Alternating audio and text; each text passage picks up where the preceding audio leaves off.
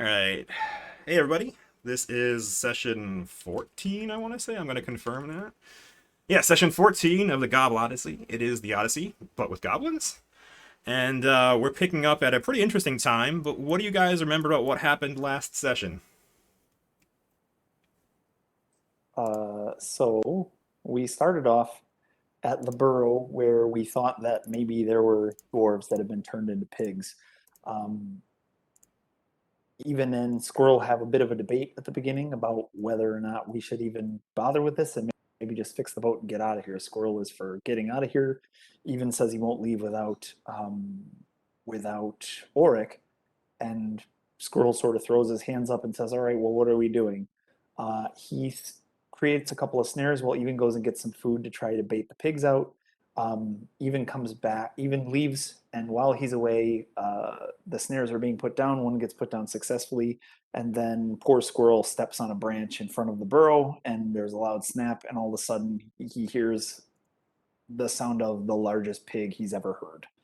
Um, the very, very large pig comes out and gores him, and hilarity ensues. So it was sort of a comedy of errors for a while. Even comes back, runs into the snare trap that was meant for the pig, and snares up his own legs. Franco jumps off the burrow to land a hit on the boar and manages to fall prone while he's doing so. Even comes back and recognizes that the boar is definitely Auric, has the same scars on his face, has the same facial tattoo. And he sort of starts missing a bit too, which is good for us because he hits like a dump truck. Um, and we all sort of harry him a bit. And Squirrel lands a devastating crossbow shot, even gets a bite in, and then Franco basically does this amazing maneuver where he swings around on a palm tree and on the way back in wings something at Auric and just takes him to where he should go to sleep. He doesn't go down because he's ferocious and even has to clamp on his windpipe to put him down, and we put him down. We lash him. We realize he's too big to drag back to Kirkee, so we all go back to Kirkee's over the protest of Squirrel. Kirkee, for her part, admits everything. She's basically like, yeah, I've been doing this. And she said something, you might have it memorized, Joe, but it was something about how she's been kaleidoscopically uh, underestimated the goblins, that we were, Yeah, I you have it know, written down. I have notes. Resilient, resourceful, and now clever. It seems as though I have been kaleidoscopic in my underestimations of your kind. yeah. So there's that. We basically Puck out of nowhere just is like, "Hey, we'll trade you some lizard eggs. Give us the dwarves back. You turn them back. We'll trade them lives for lives." And she's like, "Yeah, totally." We eat. We head back. There's some RP with Even and Rosixie. There's some RP with Squirrel not partaking of anything while he's in the villa. Um, we head back out. We do decently on the boat, and we're nearly there on the boat. We head back. We eat again, and we head back out to the boat again, and this time finish the doggone boat.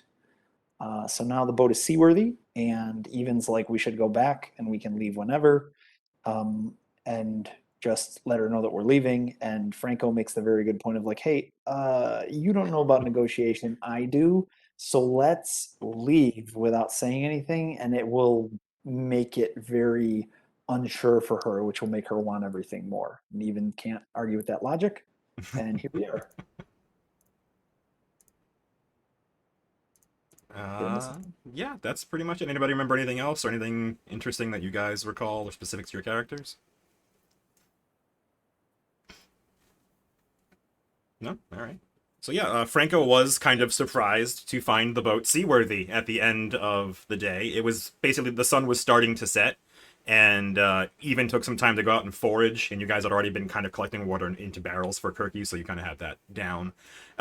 But Squirrel was eager to get out, and even grabbed as much food as he could. And he always rolls well on his survival checks to forage. So you guys left with a ship full of food and water, and you have named your ship, I believe. What have you named your ship? It's the Coarse Hair. The Coarse Hair. You have a wonderful ship. And we decided on the Yeah Boys for the crew. Yeah, boys.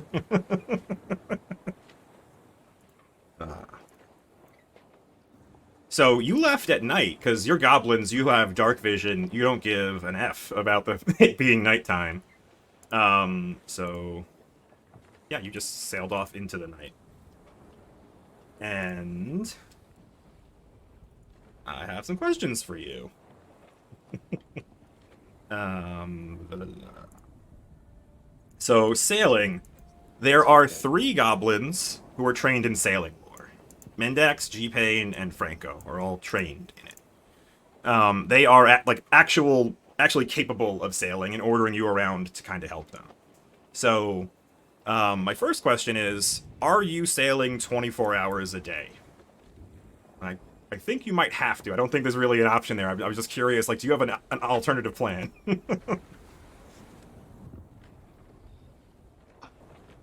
I don't know what one would be. We always want to be navigating, so... Correct. There's no, like, dropping anchor at sea, as far as I'm aware. Again, I'm not a consummate sailor myself, so I don't really know.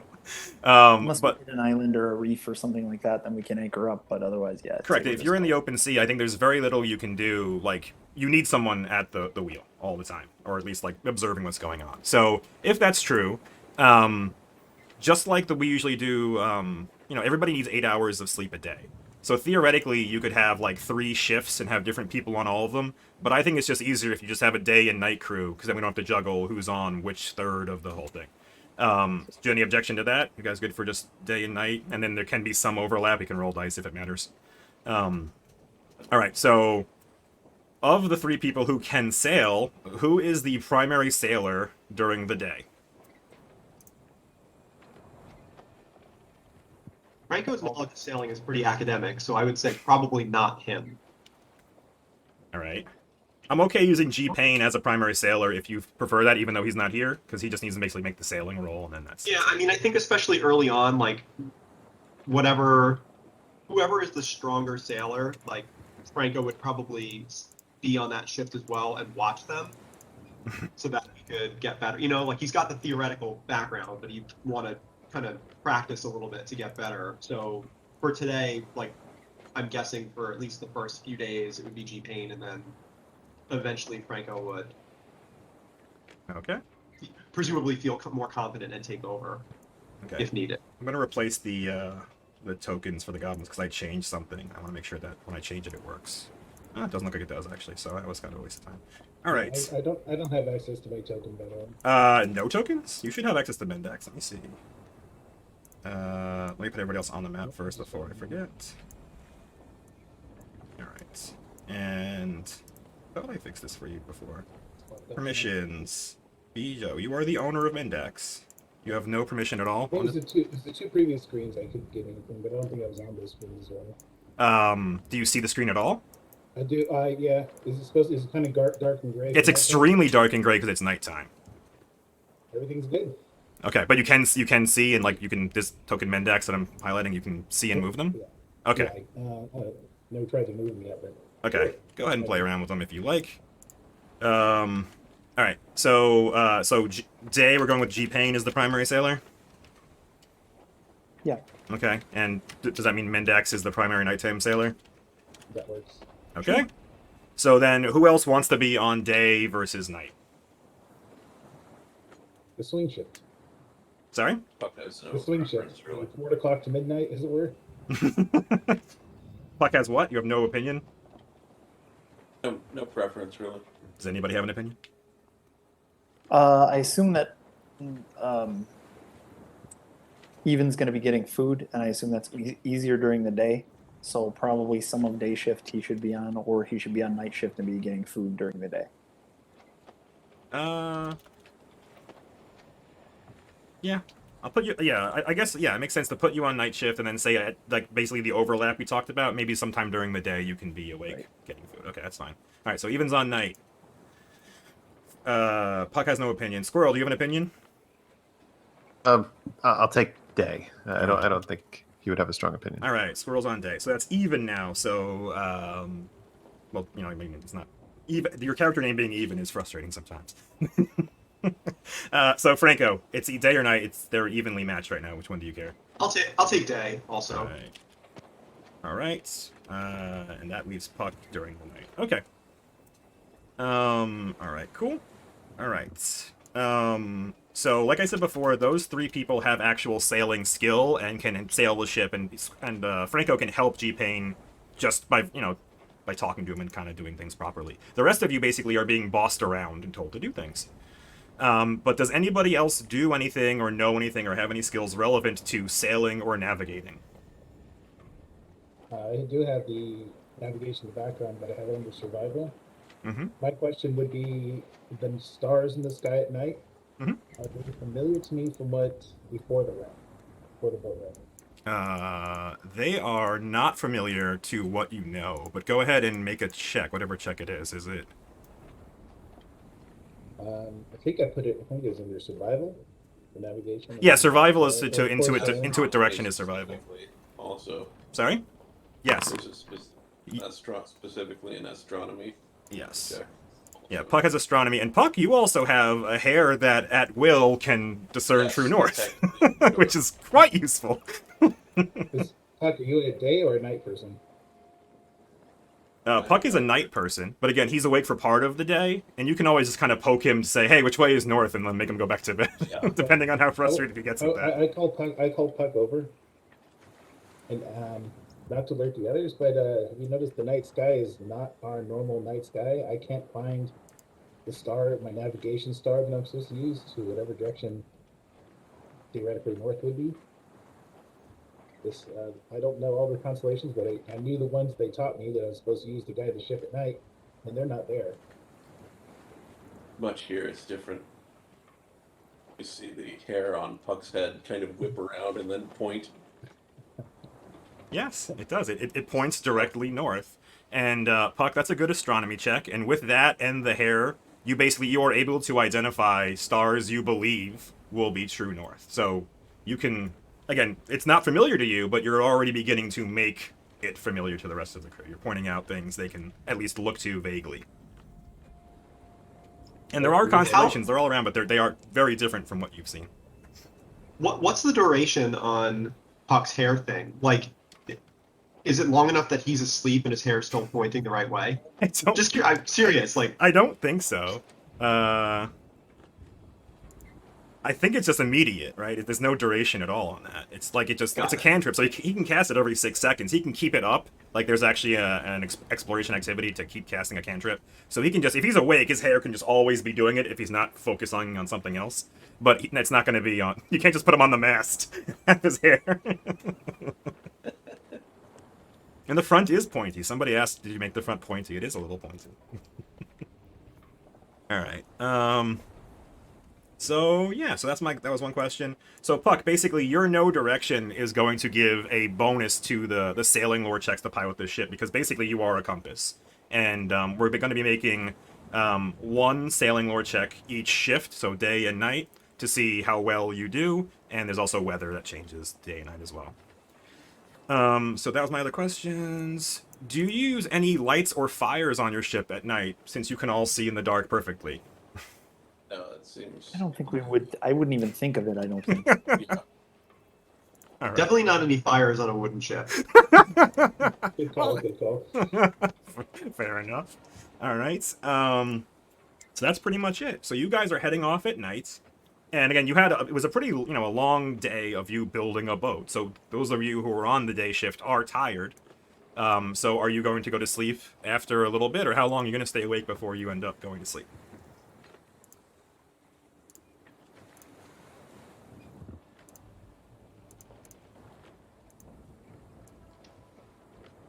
So my suggestion, although I don't know if it complicates your life, Joe, is that like probably everybody takes, like the first crew takes a 3 to 4 hours sleep, the next crew gets 4 hours sleep. Like we do a little bit of an alternation thing until we're all like slept enough. Okay. And then get into our regular routine. Yeah, for this first day, that's fine. It's not going to complicate things too badly. All right, so it's nighttime. And Mendax, go ahead and roll a secret sailing lore check. And I will roll a different. Joe, I have a question. Yes, sir. Oh, did you send me one in Discord? Yes. Is that under private GM role? Yes. I think private GM roll, or is there I don't know if it's private or secret. Go ahead and hit it, and so whatever happens, happens. Figure it out. Did you see that or no? I see that. Okay, then roll the other one. Also, because you rolled badly, you might roll Private better. GM role is not the right answer. I think it's probably secret GM roll. Blind GM role? Blind GM roll. That's the word. wanna take Yeah. one So anyway? that makes sense, Naz. You have that. Yes.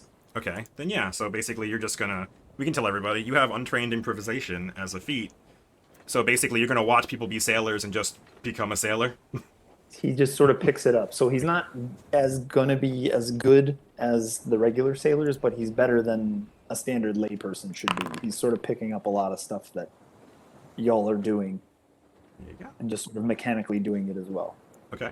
So as you are sailing off into the night, you find the winds are troublesome to the way you're trying to start going, and there is a bit of a rough sea, but not an actual storm or anything like that. So go ahead and make a blind GM roll, Mr. Blind Min. GM role. Sailing? Sorry? For sailing? For sailing, yes, sailing lore, please. Yes, okay. And do I aid on that? Is that I don't know how that Yeah, works. so basically whoever is helping, you can make an aid check, and Puck is going to give you a +1. So go ahead and also roll a secret sailing lore check, Mr. Even. Only one person can do it.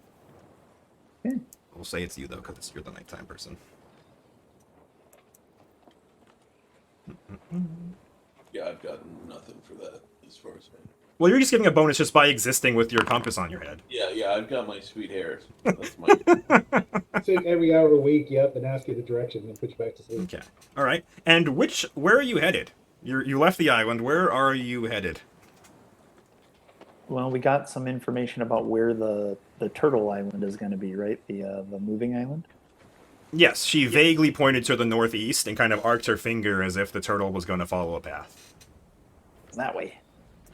Okay, so vaguely northeast. Yeah, I think we agreed on turtle time since we But Turtle Island travels from the north to the east. Is that correct? temporary. And It's we it's got like she pointed, like, and you were just talking about it in her kitchen. She didn't draw you a map or point anywhere. She basically was in her kitchen and pointed vaguely northeast and kind of just traced an arc with her finger, saying like, it starts there and kind of just it goes. You'll see it on the horizon in a couple of days' time, she said. Yep. Okay, so I rolled that. Roll that. Okay. So, Mendax, you fight with the winds and the rough sea, and you, with Puck's little hair, you can kind of know when you're messing up, basically. So you go for a while, and you are going in the right direction, but it is slower than you would like fighting against the wind. So you sail for your entire shift, and you believe you're going in the right direction, just slower than you would want.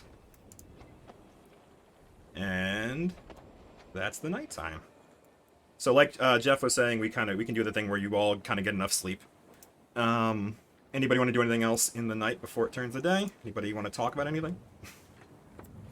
Is this a deck, no decks below, right? Just a. Oh, ship? well, So are we sleeping on? that's a wonderful question, Mr. How good is Mendax. the building? Well, I check guess, real this question. out. Check this out. There is a deck under here. Oh, you guys are amazing. That's And great there's a place. big captain's room, which I'm not sure your goblins would have set up, but it's there. It's on the map, so it's there now. And there is a sleeping quarter deck and a big table to eat at. And there is a cargo hold. Ooh. much nicer ship than I thought we were building. Yeah, I realized, like, as we were discussing it, like, I wanted to have a multi-level ship for various reasons. But yes, you're definitely built like a real ship. And again, Franco was very surprised to see it coming into fruition, his masterpiece. But yeah, you weren't just building like a raft or a tiny little, sailing ship. You have built an actual, it's somewhere between a sloop and a brigantine type ship. It's a decent sized vessel. So there are places to sleep. And when you sleep, unless stated otherwise, you'll be sleeping like in one of the hammocks here on the sleeping quarters level. But yeah. Anybody doing anything weird? Anybody want to sleep somewhere specific? Want to sleep on the deck or? Constantly. Yeah, Nothing even probably noteworthy. just sleeps in a net somewhere. Okay. Go to that.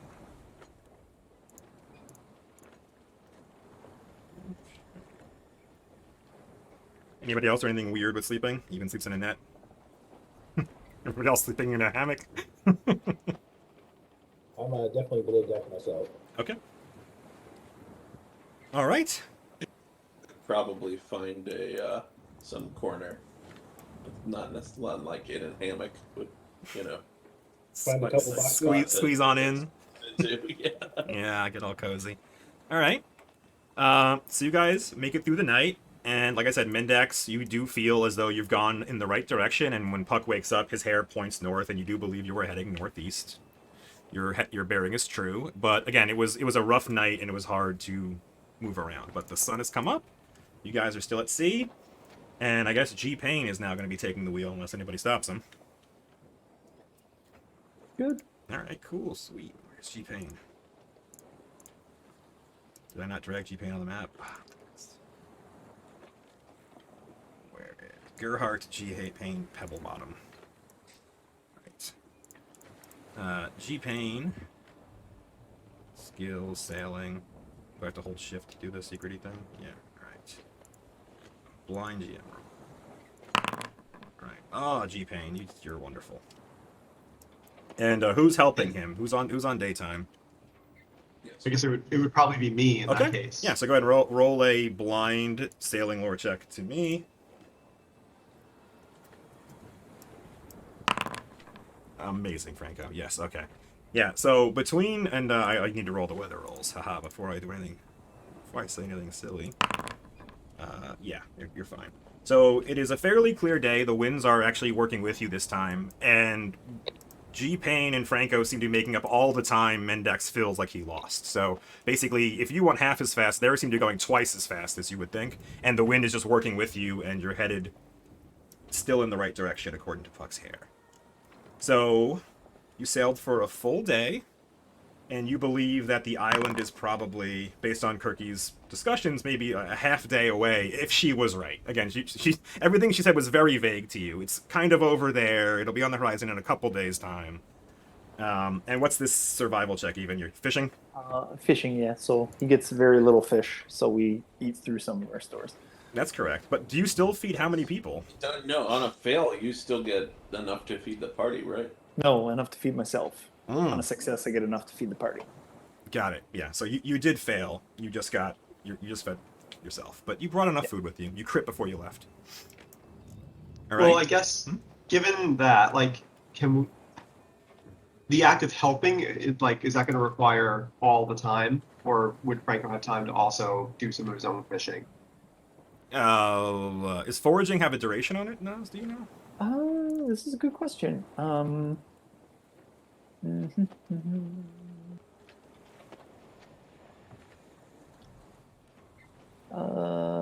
assume it's not like multiple hours though. So the answer is going to be yes, unless it's something crazy. Because basically you're helping G Payne primarily with navigation, but every once in a while you can try your hand at fishing. It says it's a downtime activity. You can subsist after 8 hours or less of exploration. It's very vague. Fair So enough. I would assume that he could spend some of his Yeah, I would say 16 yeah. hours off or whatever, his 12 hours off to do it. But Yeah, I would say you could help even. So go ahead and roll a survival check, because let's say fishing is an actual like long-term activity, and Sure. like he's fishing all This day. is shitty. This is a shitty roll for me anyway. So, Yeah, okay. whoops, I did it blind, but whatever. You rolled a 2. Yeah. You have no bonus on it. It's a straight 220 for you. Okay, got it. Yeah. So while navigating and while changing the masts and everything to help G Payne sail as fast as he is today, you shout some encouragement at Even, who doesn't really seem to be benefited by it. But he does catch some fish enough to feed himself, and you continue on. So yeah, you've been sailing for a whole day. How does everybody feel about what's going on? So, you left the island in a rush. You did talk a little bit about what decisions you made, where you're going, while you're going there. But how does everybody feel? Does anybody want to talk to each other about anything? Does anybody do anything interesting or special during their downtime on the boat?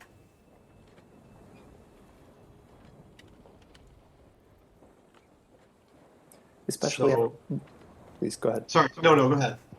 I was going to say, especially with the way Even had a big response for Auric, knowing that we have like a deal in place and all that stuff, he's almost mechanical in his motions. He's helping with the ship, he's sleeping, he's fishing, he's doing so in near silence unless people are talking to him, and then he's cooking food, and then he's eating and passing out. Right, Franco. So yeah, I guess I would say two things. One, assuming that Puck was generous enough to lend Franco his med kit and the sewing supplies in particular, Franco would be working with the supplies he found from the shore to make a new puppet. And then I think the other thing of interest would be at some point he would seek out Squirrel and basically ask Squirrel's advice on, I know you know a lot about animals. For lizards in general, if they're trying to look physically dominant, right? If they're trying to like show that they're the big wig, what would they do? What would that look like? Yeah, so I mean, Squirrel's certainly familiar with large, aggressive, sometimes magical animals, but I don't know that he's heard of any of these lizards before. These, I assume, are just in this realm. This is not something he would have. You're familiar with large this? lizards. You don't know that they're specifically dinosaurs, but they've been described to you as such. So you've never heard of anything like that. Like, at least, well, her descriptions were kind of vague. So we'll go ahead and make a nature check, and we'll feel what you know about lizards. You can make it publicly.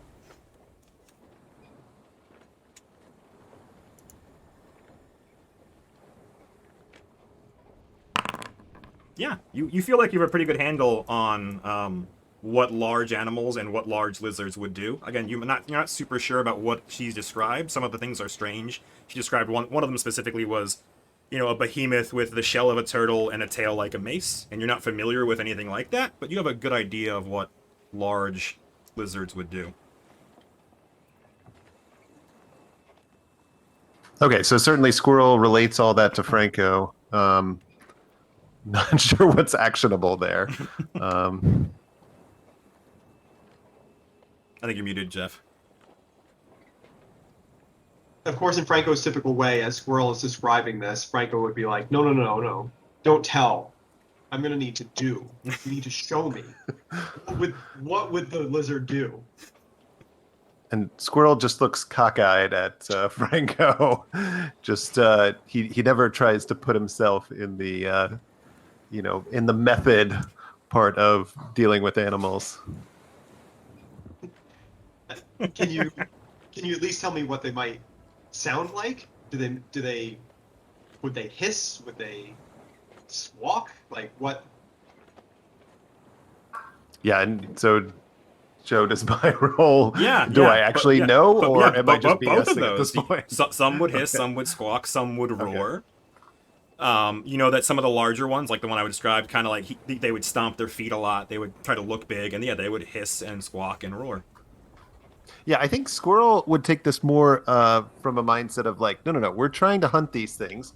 So we study patterns, we try to figure out where their nests are, where they, assuming they eat other animals, where they go to eat, what's their daily thing. Squirrel's all about the stakeout, hunkering down and observing and figuring things out, not some sort of primal display of, aggression. He's always in the shadows and trying to anticipate what's going to happen. So I think Squirrel would kind of relate all that, not worry about what happens in the moment.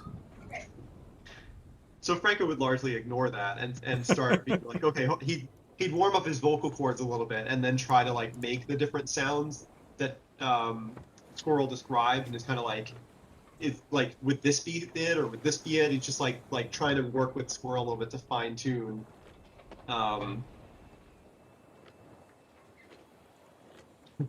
So we can hand wave that part though. All right. All right. Anybody else doing anything on the trip? No? All right. So that was during the day. And Mendex, go ahead and give me another one of those secret checks. And who was your helper last time? Was somebody helping you at night? even, I believe. All right, yeah. So go ahead and do your secret rolls, and I will do my secret rolls, and I'll try to make a macro to make this much faster next time. That's not good, man. Dax. You tell me I sank the boat? No. Oh man. Okay. You did not sink the boat. All right. So that is that. So there is a bit of a storm tonight. So first off, nighttime.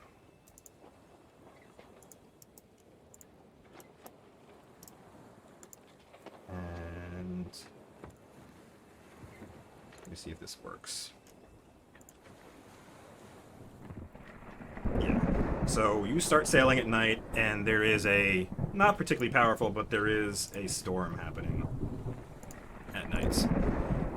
And you are sailing through it, Mendax, and you are having a very rough time of it. Even with even self, you are having a rough time of it. Nothing is going your way, and the winds are just blowing you whatever way they are going. You can't seem to make heads or tails of it, and every time you try to work with them or turn into something, it blows you the other way, and you are just being completely frustrated by the sea. And then I roll another one. Dun, dun, dun, dun, dun, dun, dun. Yeah. So after a couple hours, you have Puck. You wake up Puck to do the. Oh, he's on nighttime shift, isn't he? So Puck does his hair thing, and you realize that you are like woefully off course. Like you're heading northeast, and you believe you've gone. Wait, roll d8. You believe you've gone due south instead. So you were headed northeast, but you are slowly being pushed south. The roll was that good, huh? It was that good. I should take a screenshot and show you how bad the rolls were. But yes, so you were being blown as the sea wills, and you do your best to fight it throughout your shift, but you feel as though you have moved away from where you were trying to go. Lost ground from where I took over. Correct. The first day you didn't do too well, but you were at least on course, and now you were just being blown by the sea. But you do not sink the ship. And daytime comes, and with it, better weather. I don't know if any of you guys heard it, but my doorbell rang, I did not hear it. and I went out to check out what was going on to see who had come by. I thought it was my in-laws or something like that. And my wife and my sister-in-law are hiding in the hallway on either side of the door, and they're like, "Sam, what's going on?" The lightning? Like, oh, I'll just go check out what's going on. It was some rando guy, but Oh, they're whatever. afraid of... Okay. Just made me laugh that they were both like, All right, so you wake up, and what do you tell the rest of the party, Mendax? You and Puck now are aware that you were not going the way you intended. I hope to how it was a terrible fight in the weather last night. We did the best we could. Yeah, but we are back on course again. Whoever takes over, I'll let them know that we did make a lot of progress due to the wind yesterday. No fault of our own, though. Definitely the sea that took over. It's been the best way I can. And Puck, do you have any input? You want to say anything about that? Oh, yeah. All right. So G-Pain is going to do some sailing. Secret. Boom. All right, and Franco, you want to help him? Sure. All right.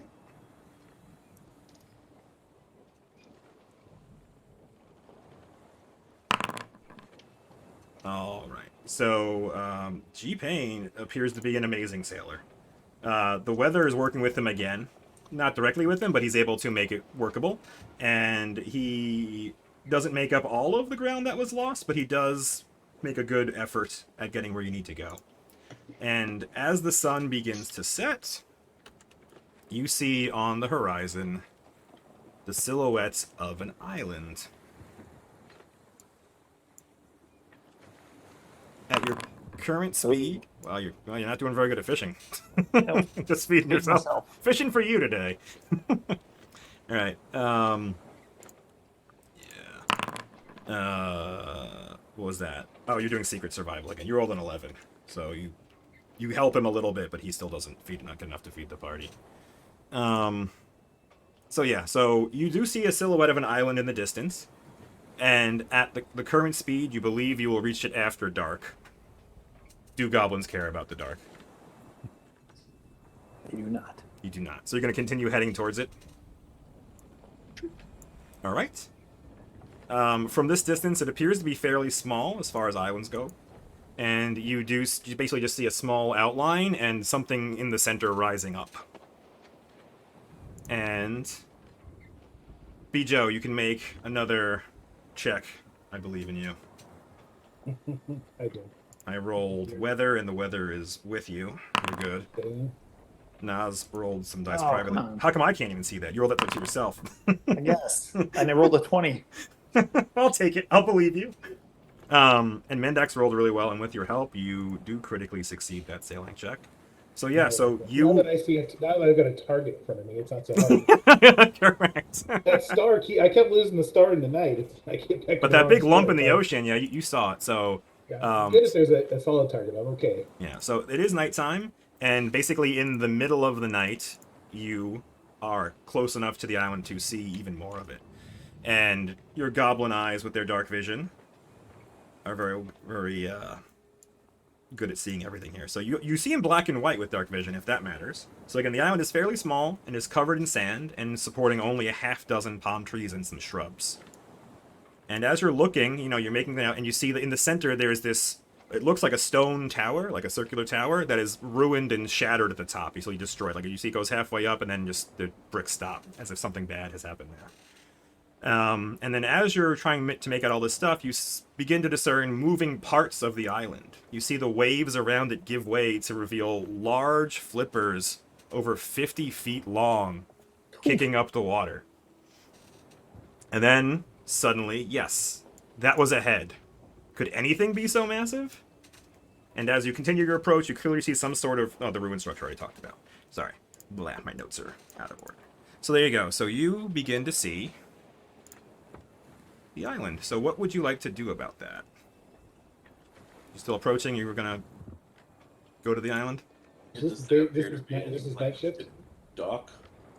There is no dock on the island, no. Yeah, Squirrel is very excited and wants to try to figure out how to get closer to this thing. And we'll use Squirrel's expertise to find a location that doesn't have possible flipper action. Doesn't have what? Anywhere A there's flipper action? Yeah. Flippers. Yeah, Squirrel can pretty easily identify, even without a check. He can kind of identify where, assuming this is shaped like a turtle, which he believes it is, where you could go to avoid flipper action. Yes. Go around back. The back has smaller flippers, but he believes there's a part of the side, either side, where basically the front flippers won't hit you and the back flippers aren't big enough to reach. Okay. He does think that the flippers would leave a bit of a wake, so, you're not probably taking the whole ship up and docking like you were saying or anything like that. Maybe you have G-Pain and some people follow you while some of you get out and swim to it. Or we have rope and you have grapples, right? Maybe we could grapple to it. That's something Franco does, right? Sounds like Yep, Franco. it is. Yeah. Because then we could just climb along the rope. Maybe the ship would stay anchored to the maybe. So we're tightrope walking across to the turtle island? Or Is that the deal? crawling. What do you call it when you're hand over hand crawling underneath it? Something Sure, like yeah. that. Yeah. All right. As a note, Mendex doesn't swim. You do not swim. Period. End of story. No, Mendex and swim is not something that's ever come. I always That's- figured I'd learn to swim sometime in my future. Yeah, It that. just so happens I ended up on a boat and I don't know how to swim. Yeah, I mean, yeah, that sounds about right. Yeah. Right. So I have loaded a new map, and you have again, it's in black and white because you all have dark vision, and I think it actually works on this map. So it's brighter than the previous map and in black and white.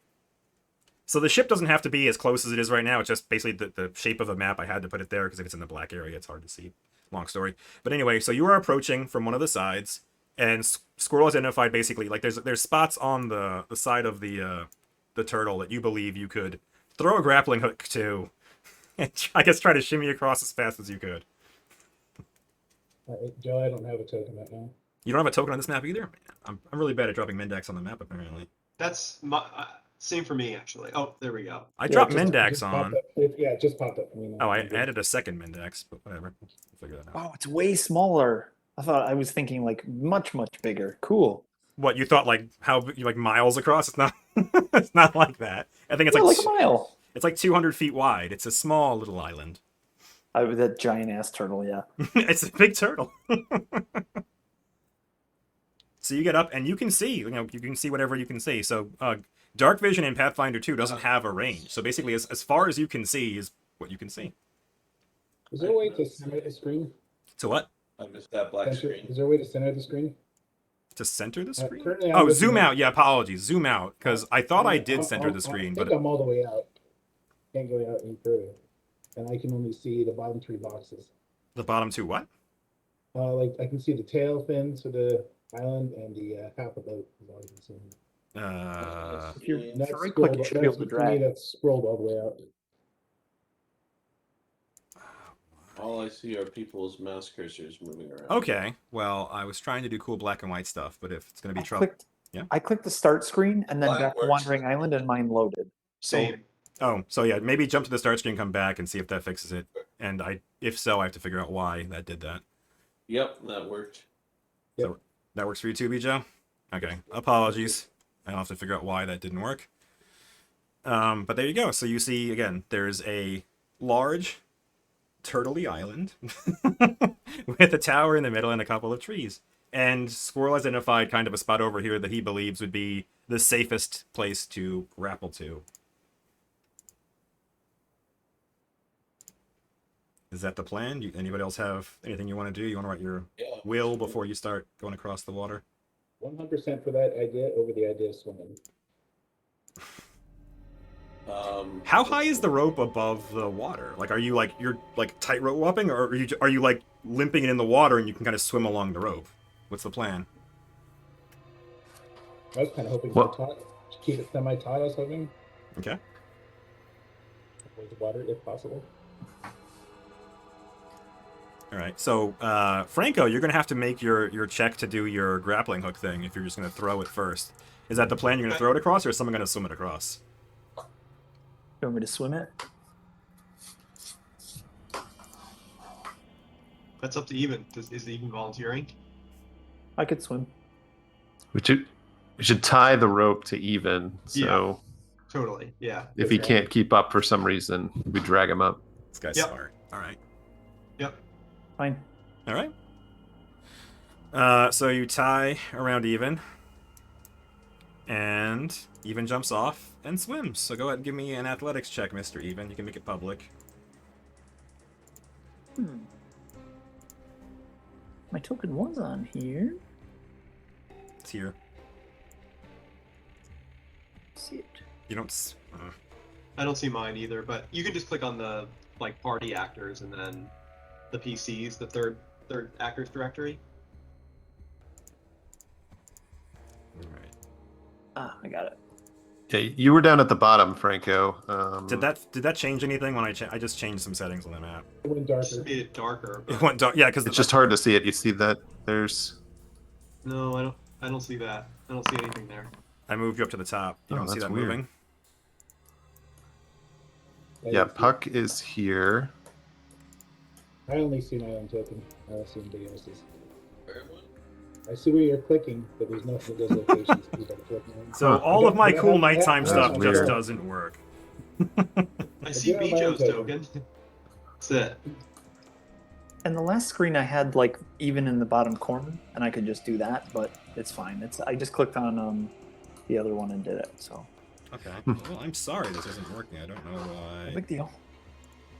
I should just set it to daytime, and just so everybody can actually see that. Yeah, Mendax is here. This is This just is stupid. my own, yes. Do you see things? Oh, he's now? below deck. Is it possible he's below deck? No, the game isn't that smart. Well, it could be, but it's not. Oh, okay. Does everybody see everything now that I made it daytime? I see Mendax. Yep. Do you still only see Mendax? Yes. This doesn't make where, any where is even? Here. No, Yeah, I don't see it. No. This is Yeah, I don't see insanity. him either. All right. Okay. I'm gonna delete everybody and drag fresh tokens. Right? This is so stupid. All right. Okay. It's no big deal. I can click over to the start screen. Yeah, but Just- like you need tokens on the map. You just, Yes. Yeah. Do you see even now? Yes. Yeah, they're starting to pop up now. Okay. Well, this is Franco. stupid. I don't know. Like whatever. I'll figure it out later. No, easy enough. No big deal. All right. For whatever reason, this one worked. Okay. Now I'm gonna try to make it nighttime again, just because I want it to be nighttime. Beyonce, yes. Yes. All right. So if I do this and I do that, They're working. They're working. it's still working. And now I gave you night vision. Does it work now with night vision? Now it's Works fine. Okay, great. I don't know why I have to drag the tokens on each time. I'll figure that out. But yeah, So okay. wait, you're saying all the tokens are on there now? Because I only see 3. Oh, I see them all. Interesting. Let me try going off and on again.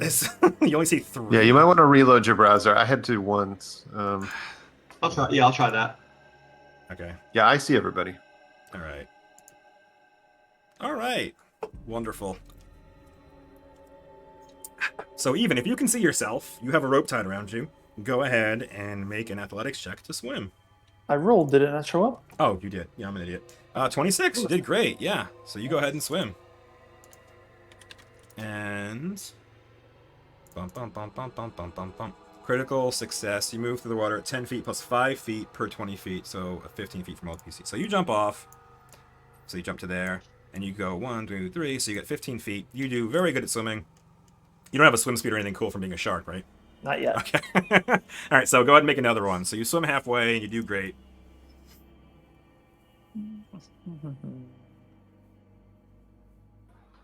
And Squirrel has a crossbow ready and is peering into the water just in case anything seems. Toss me a perception check. That's a great idea. I'm gonna switch over to a bow for the same reason. And even does even better than the last one. And yeah, you swim over the side and you climb up onto the shell of the turtle. Yeah, Squirrel, you see nothing in the water. You're looking around and you see nothing, maybe a couple of fish in the darkness, but nothing scary or nothing that worries you. And now you have a rope across to the island. Yeah. Would you look at that? And what are you doing with the rope, Even? Even will basically get to the shore Mhm. and be like, here? And then he points to the butt of the turtle. So, like, where do you want me to tie the rope? That is So wait, what's on there? Are these trees? Or Yeah, what- these what are like we palm looking at? trees, and these are like scrub bushes. So like there's like maybe a half dozen trees and a couple of bushes, and a stone tower in the center that is ruined. Yeah, I'm trying to think what would be the most secure thing to suggest a tie to. Definitely the trees, or Probably, I mean yeah. the shell. If I could lash to the shell, but I don't think he's gonna have big faults in his shell. No, he doesn't have huge faults in his shell, and there's sand covering the center of it. There are like lips in the shell, but you do believe the tree would probably be best if you walked over and kind of looped around the tree a couple times. It's got a grappling hook on the end of it.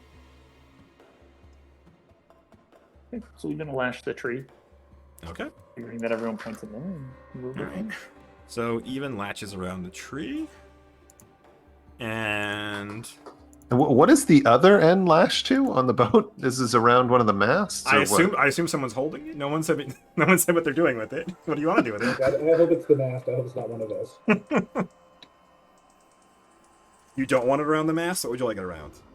No, I don't want it around me. Mast Oh, sounds okay. good. All right. Yeah, so you loop it around the mast on that side and on the tree on the other side, and even pulls it taut. It is now hanging above the water. Who is going next? Buckle go. Okay. Quick wisdom one. Let me see here. What's the distance on? 30 feet. Okay. So Buck will. Do I need to do any kind of check to get across the rope? I think it's still athletics to climb. I'm pretty sure. I don't, unless someone has a better. I don't know if it's acrobatics or anything like that. It's definitely athletics to keep climbing, but you have a bonus now because the rope is helping you. if you were tight roping, I think you could make the argument that you're. Yes. Would you like to tightrope walk it or like crawl it? I'll tell Mendax you, will bro. absolutely, when he has this chance, he's going to go. Okay. tightrope. You're gonna tightrope it. Fair enough. Yeah. Acrobatics. Shit.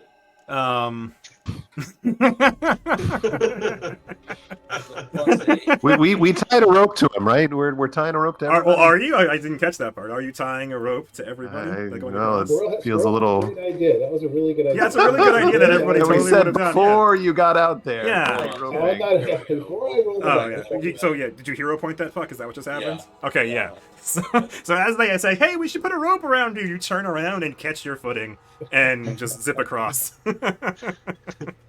For a second you float, like your foot goes wrong, and for a second you float in the air and then catch your footing, and then make it all the way across.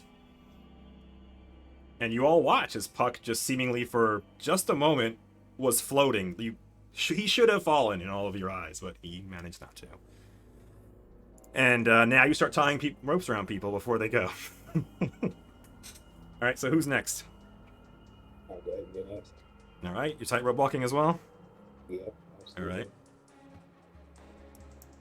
And when Puck reaches the edge of the turtle, he tries to sense if there's anything magical about the tower. Okay. I'll get back to you in a second. So, Mendax, you do make it across, not as gracefully as Puck after his little stumble, but you do manage to make it all the way across. I'll untie the rope and let him pull it back. Yeah. And Puck, you begin casting your detect magic with your 30-foot emanation from yourself, and you detect no magic within 30 feet of you. You're gonna wander around while people are coming. You're gonna wait for everybody to show up. Yeah, I'll just kind of start. I mean, I'm not going to go into the tower, but Yeah. I'll just kind of meander around the, I don't know, immediate vicinity. Okay. Move to where you feel comfortable moving to. That's as close as we'll get Okay. for now. That's still, yeah, you're still like 30 feet away from the tower. You're like at the base of the stone. So the steps and the stone around the tower that you see, there's nothing magical about that. And as you're doing that, who's coming over?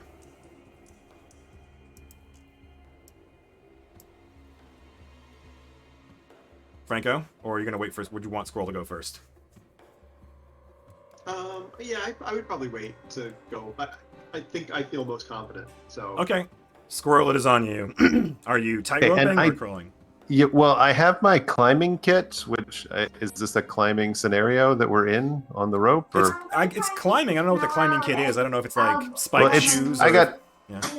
Yeah, I mean, it says comes with grappling hook, set of crampons, rope, pulleys. I don't know if there'd be some way to just harness myself Yeah, to yeah. really. Since pulleys was in there, I'll assume you have some sort of a clip or something you can put onto the rope so you don't. Right. die. Okay. So All right. So that just all that does is reduce my downside. So. correct. So go ahead and make your athletics check to climb across. Yeah. Oh, doesn't you're matter. fine. So you clamp yourself on. Like you way just- overprepared. You spend a couple of minutes strapping yourself to the rope, and then you just zip And then it was across. just right. Wow. Why did I do all that? All right, Franco. Everybody else, and G-Pain is going to stay by with a couple other goblins and just basically follow the turtle because the turtle is moving. He's not stationary. He's moving this whole time, and G-Pain is keeping pace with him. And when you get, okay, well, he's going to yeah, get out of the way. so well, and let's also say that when Squirrel was going across, like basically, Franco and Squirrel each had two ends of a rope tied to them. So, like Squirrel has a rope that is now tied around Franco as well. Okay. Is the rope that's tied from the ship to the shore like slanted down towards the island, or Yeah, Is I'd say that your boat is taller than the shell of the turtle. Yes, a little bit. it... Okay, so basically, like Franco will look around for like either a hook or just something that he can like wrap around the rope, Okay. and we'll just like kind of like jump and try to just ride the whole thing down the rope. All right. Go ahead and make your what is that? I don't know which that would be. I don't. I don't know either. I feel like it's more strength involved. You're not like finessing it. So yeah, let's go with totally. athletics. Sure. Yeah. Sure. Yes, roll your athletics. And even take a hero point for taking the initiative for jumping in the water and swimming to the unknown turtle all by yourself. Thank you. And you, 15 just clears it. So yeah, so you slide down, and again, not super fast like Squirrel just did, but you manage to not fall. You look a little. Yeah, he's like holding on basically and sliding, but since Squirrel has the other end of the rope, he's just kind of like pulling him further down, so he's sliding faster. But you have all successfully made it to the turtle. What do you guys want to do on this turtle? Let's look around. Yeah, once everyone is on the island, Puck will get a little closer and again continue to kind of inspect. I would say also, Franco would probably encourage Squirrel to use the spyglass and look over as much of the island as possible. Let's look and see it's not covered with like poisonous looking plants or giant fly traps or before we all wander.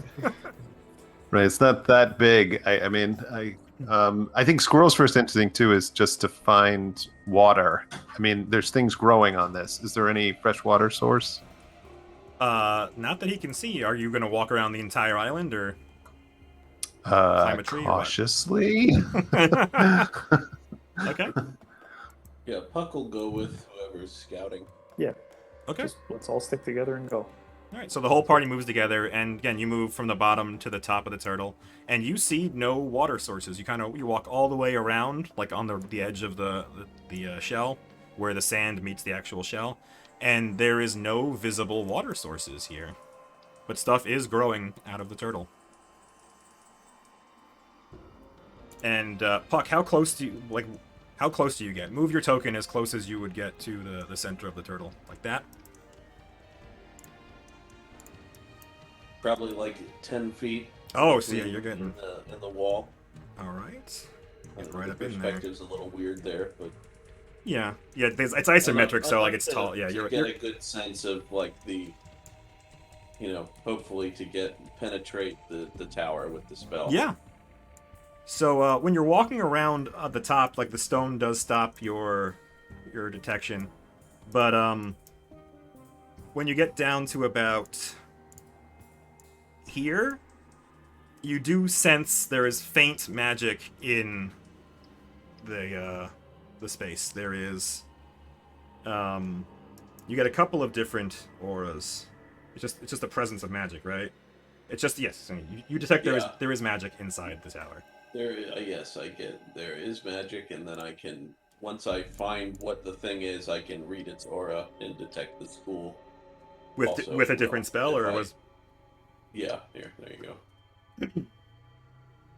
go. So you can't see the actual objects. Yeah, exactly. I have to find what it is first. Yeah. But yes, assuming you do a full lap around the place, you get to about here, and like there's a doorway on this side. So are you getting that close with a doorway present? Yeah, I would say that's probably right about where, like, I won't touch anything. But... Okay. Is anybody stopping Puck? Or are you all walking around the island and letting Puck wander? Even would sort of stick by Puck, and when Puck starts to do something dangerous, he like basically is tugging on his collar. Okay, wait for us. All right. Is there anything like the tower's ruined on the top? Is it scorched stone? Does it look like it was hit by lightning? Does it look like it was... Give me a perception check. Excellent question. The walls are anywhere from 10 to 20 feet high. They're basically, again, it's like a ruined stone tower. And give me a perception check, and let me know what you want to know about the tower. Franco, do you have any specific questions about it? No, I think just similar thing. Like, as Franco observes, even looking closely around it, he'll confer with them and start trying to look for this. Just play detective as well. Yeah, best place to climb in. What caused all the damage to it? Anything strange or out of order? So when Puck senses magic, he'll just look back to the party and say that the hair is woven throughout this place. Yes. So, all right. So, even specific to your questions, you do see scorch marks at the top of the tower, like the stone has been burned and charred, and you also see indications of the way that the stones are broken, that something big and heavy smashed into them. So you do see indications that there was some sort of fire, and that there were large, heavy things used to knock down this tower. Puck and Franco. Puck, you notice as you approach the tower, your hair is lagging behind you against the wind. And Franco, you also notice this. It was subtle enough that everybody else missed it, but you watch as he moves forward and the wind is headed north, his hair is going, like, away from the wind. And away from the tower.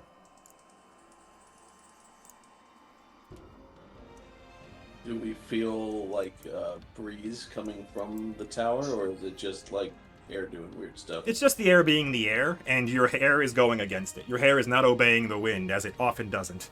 But it is moving decidedly directly away from the tower with no air moving it in that direction. I guess one thing that Franco would also look for is on the tower itself, any markings like religious markings or like architecture, like if it's from, certain era, like looking at it and thinking about different things that he knows from shows that he's been in. If you have a specific lore you'd like to use, go ahead and roll that with a blind GM roll. And we can go from there. I don't know if any of my lores would count. Society is also, that's like lore related if you have that. That's basically what you know about civilizations and empires and stuff like that. I mean, I'll roll it, but I have a +0. I'm Okay. Sure, Yeah, so. go ahead and roll a blind one and see what you know. Looking around, you do not see any visible writing or markings. And yeah, you don't seem to know anything about this architecture. It just appears to be a boring stone tower to you. Does the tower seem to go into the shell, or is it just still sit on top of the shell? It appears to be sitting on top based on everything you can see here. You don't think it goes inside the shell. What is that Arcana check about? Also, I'm following with Franco, just kind of inspecting the tower.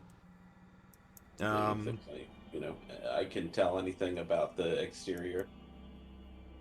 Sense anything magical or...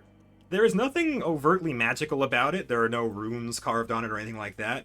But in your studies of the arcane, you have known wizards and powerful spellcasters to build towers. But you can't tell, like, nothing, again, it's so destroyed and it seems like it happened so long ago to you that you're not sure this is a wizard's tower or anything like that, but you are getting a little bit of a vibe in that direction. Does do I have any insight as to the hair behavior? Do you have any insight into the hair behavior? The hair does not want to be here. You feel as though this place is unnatural or something is wrong here.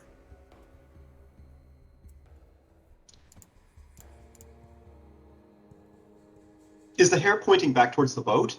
Or just... Directly away from the tower. If he steps to the side, it moves so that basically like it's, a radius or whatever straight to the tower. Mm-hmm. Away from the tower. Okay, so while this is going on and the party keeps staring at the tower, Squirrel is just totally fascinated with the head of the turtle and is wondering if he sees any weak spots, if he could kill it. Also, is there any way he could use rope to maybe get a bridle on the front? Does he think any of that's possible? Toss me a nature check. You're the turtle. We don't need no boat anymore. Right, we don't need the boat. We've got an True. animal. Yeah, so it's like a 20-foot wide neck. The head is like 20 feet wide and like 40 feet long. But yeah, so you assume this is similar to turtle. This is massive. Again, this is the biggest thing you've ever seen. And G. Payne has described dragon turtles to you. Because he has sailing lore. He's never seen one, but he knows the stories of them. And he probably would have told you before you left the boat that this is bigger than even the biggest dragon turtles that people ever... This is like 5 times bigger than the biggest one he's ever heard of. This is gigantic to him. And again... And are dragon turtles something that people, like, hunt or ride? Not usually ride, but they hunt them because they're scourges of the seas. Like, they will sink ships. This one appears to be much more placid, And based on G-Pain's description, looking at the head of this turtle, it doesn't seem the same. It doesn't have like shark-like jaws and teeth and things like that. It appears just to be a very large turtle. And looking at its neck and your knowledge of nature, you do believe that you could hurt this turtle. You could probably kill it with enough effort, but you do believe it would take a lot of effort to, cut through the neck into enough of, actually damaging it. And you do believe you could get a rope around it. You're not sure how much it would care or listen to you if you were yanking on its neck, but you do believe it's theoretically possible to control this creature or, commune with it if you were of that nature. Okay, so I guess while the party keeps mulling over the tower, Squirrel does have some rope, and will also look at items or anything around that's naturally occurring to try to fashion up a bridle. Okay. So as you turn to do that, you watch as the turtle lowers its head into the water and opens it, and you see like an entire school of fish basically being sucked into a vortex in front of the turtle's mouth, and it just opens its toothless mouth and just sucks in dozens of fish, hundreds of fish, and then closes its mouth as you're just watching and figuring all this out and turning around. And you get the impression that vortex was pretty serious. Like, it wasn't just like idly moving forward, it was sucking in fish. You don't want to be in front of this turtle's mouth. All right. Squirrel will keep observing, keep watching. All right. And you go around looking for some stuff to make a bridle out of. And is there like some small like loose rocks or anything around that I can pick up? There's debris. I've got sling bullets too, so yeah. Puck will just kind of chuck something into the door of the like a rock, and see if anything happens. You do, and nothing happens. The rock click-clacks around inside there, and nothing happens. But it doesn't behave unnaturally in any way? Or... No, it bounces as you would expect it. There's no, like, anti-gravity field or anything in there now. So are we going in? Something is not right. It is of the hair, and yet it is not. What does that mean?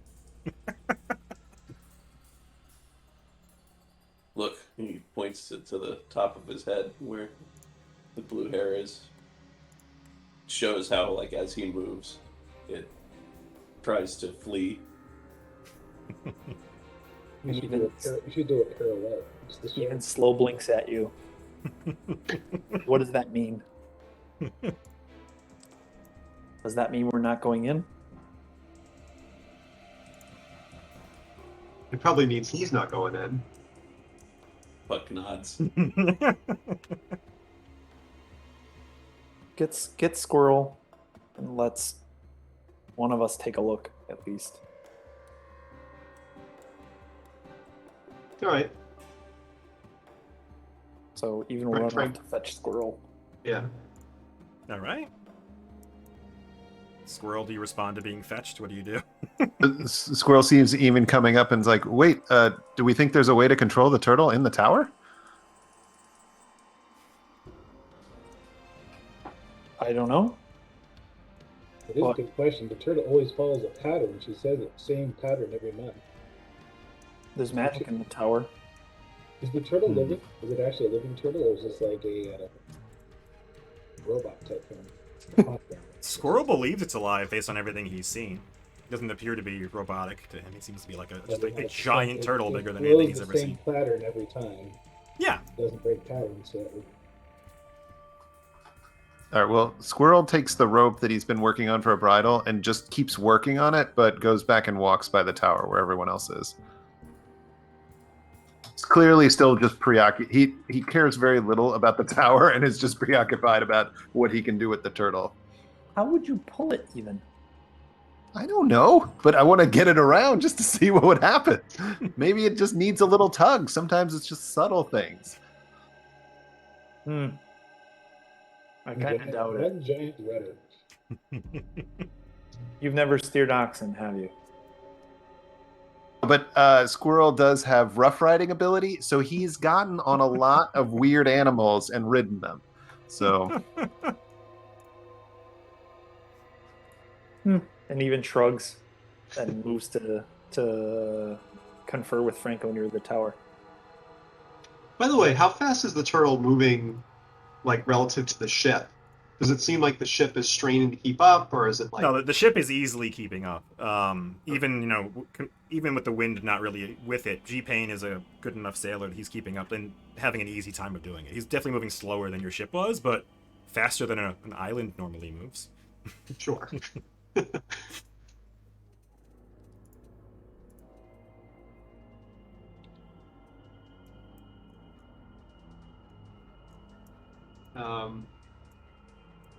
So how do we do this? We roll a die, shortest straw. I'll sneak in. Oh, okay. Well, I guess I win then. Joe, before even goes sneaking into Yes. the tower, is there food sources on the island? Things that even would be interested in before we end up leaving eventually? No. So nothing on the island appears interesting to you in terms of food. The tropical trees here, they're not Okay. bearing any fruit or anything like that. It seems like a pretty desolate Cool. island other than this tower. Okay. Before he even goes in, Franco would basically say, here, and he'd hand him the rope. We're gonna tie this around you again, because if something happens to you in there, none of us are coming in. You gotta come out. And even just sort of chuckles and ties the rope around his waist. All right. And you're Um, sneaking in? Yeah, even will sneak up, and he's sort of gonna like sneak up and be to the left of the door and getting closer to the tower, and then sort of sneak and try to peek in the door. All right. So again, the door is here. You can see it's kind of a lighter color than the rest of the place. So go ahead and sneak up where you want to be and make your stealth check. It's there-ish. Yeah. Okay. And go ahead and give me a stealth check.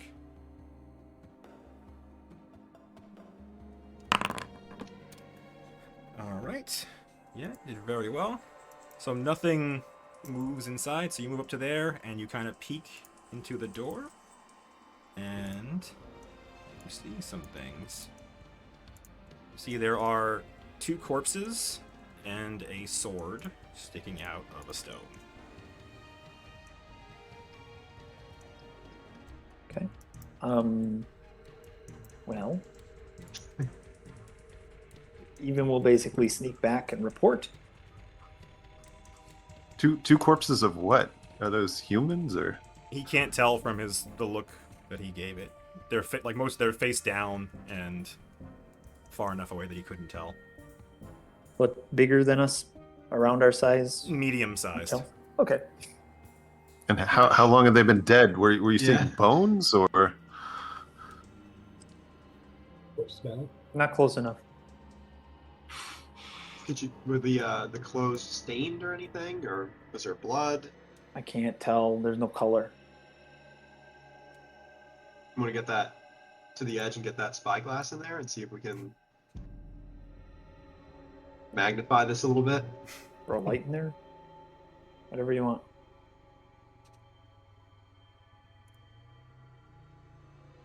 Okay, so even we'll move to sneak back to there, unless somebody's got an idea with light or something like that. Don't we have torches? Not to be able to touch anything. Yeah, I've got a torch.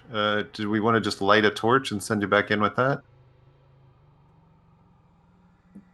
Why don't you throw it in the doorway, and I'll walk up.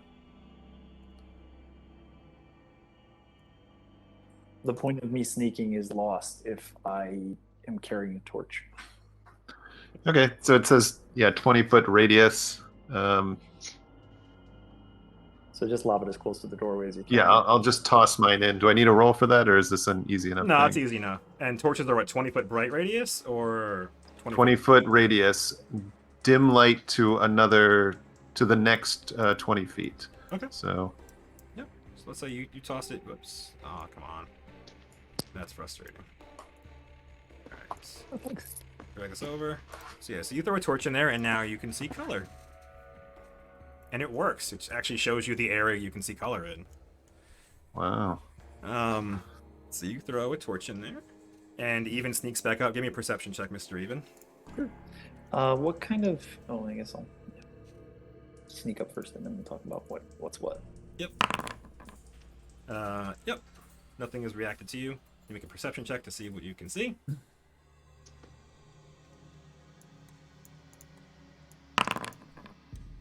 Not much. Yeah, not a whole lot. You do see that the corpse closest to you, you can see that its clothes and armor appear torn. You see like large gashes in the side. And you can't really make out blood, but you believe these are wounds. These are Wounds. wounds. Sorry. And they look old, pretty like wiped out old. They look very old. You don't see fresh blood or anything like that. You believe these are old wounds. What kind of sword is in the stone? A rapier. Oh, a rapier. Yes. Okay. So Even will basically shrug and then point like he's gonna go in. Buck will follow up to the doorway and then try to sense aura on the sword.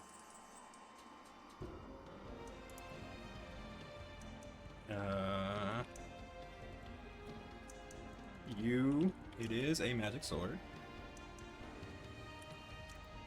And, let's see. I believe it's going to be evocation magic, but let me confirm that.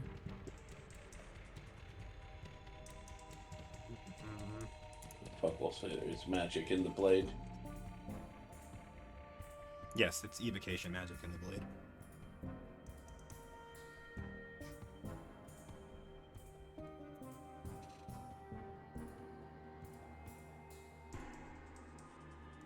How high? And the wall is how high here? Say there it's about 10 feet. It's one of the shorter sides.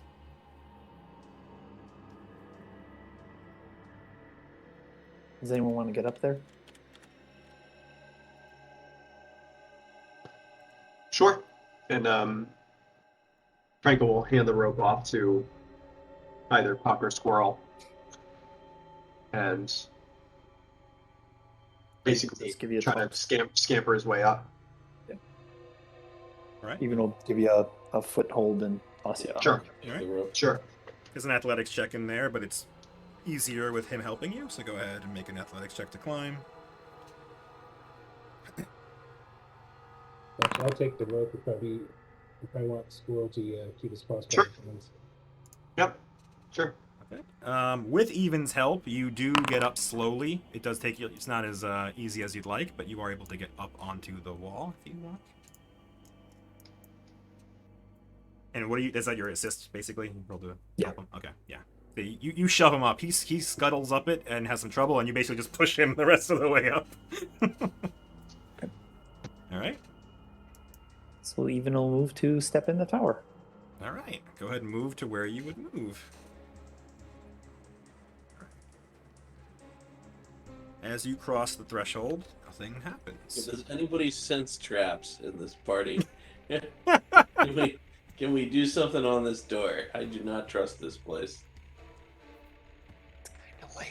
You find one bag of urine over a door. You never trust doors again.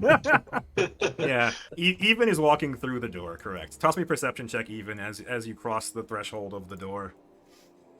But I don't think anybody has any specific feats that allow them to find traps. Do rogues have that in 2E? They do, but it's not. I don't have that angle. I can disarm. Ah, I see. It's a different racket, or whatever they call it. Finding for me is the same as perception for anybody else. Understood. And magical, I don't have any ability against. Got it. Yeah, so you don't see anything odd even as you're walking through the door. And as you get inside, you notice that the corpses are odd. So go ahead and give me a medicine check as my first question to see what you know about how long these things have been dead. Yeah, you don't know a whole lot, but it's been a while, and you can see the wounds more clearly now, and the one up here also has them. Basically these large cuts, as if like from a large claw or something like that, but you have no idea how long they've been dead. Notably though, the corpse here, the one that's closest to the blade, something is off, and it takes you a moment to notice it, but the legs of that creature are actually hairy with hooved feet. Huh. So like a goat Yes, it has goat-like or a feet. horse or whatever. Okay. Well, even we'll sneak sort of in further. Nothing happens. He'll probably try to grab that corpse by the foot and drag it out. Okay. When you move closer, you notice that the corpse does have a satchel to its side that has been dropped. Okay. So he'll grab the corpse and the satchel and try to drag it out if he can. You can. As you lay your hand on the leg of the corpse, it gives far more than it should. Like, you grab like a meaty part of the leg above the ankle, and it squishes in your hand as if the inside has been liquefying for a while. Ew. You continue pulling it. Even looks up and around. Yeah. Yeah. For anything, Is there anything particular, or Where's the spider? He's thinking of the way that things, like bugs eat, how they like dissolve stuff. you do not see any spider or any indication of spiders. They see no insects Well- around. Nothing seems untoward in that regard. Looking around the room, you do see scratches on pretty much all of the walls around here, similar to the size of the wounds in this thing. Okay. So even we'll grab the satchel then. The satchel's not attached to him. Correct. It's dropped by his And side. he'll grab the satchel and book it out. The other corpse doesn't have anything interesting on it. Nothing that you can see. No visible satchel. Okay. So even we'll come out and just get a look in what's in the satchel before he goes back in for more trouble. Okay. The body is almost liquid. The inside was like putrid. Like, you grabbed it and you felt liquid coming out of it. Like the body It's was. very old but wet. Does that make sense? Place is not right. Right. Okay. Well, what's in the satchel? There are several stones that without even making a check, you all know are thunderstones. I think you've encountered them before. So there are several thunderstones. And there is a bunch of materials. There are wooden and metal pieces and things like that even can't seem to make sense of.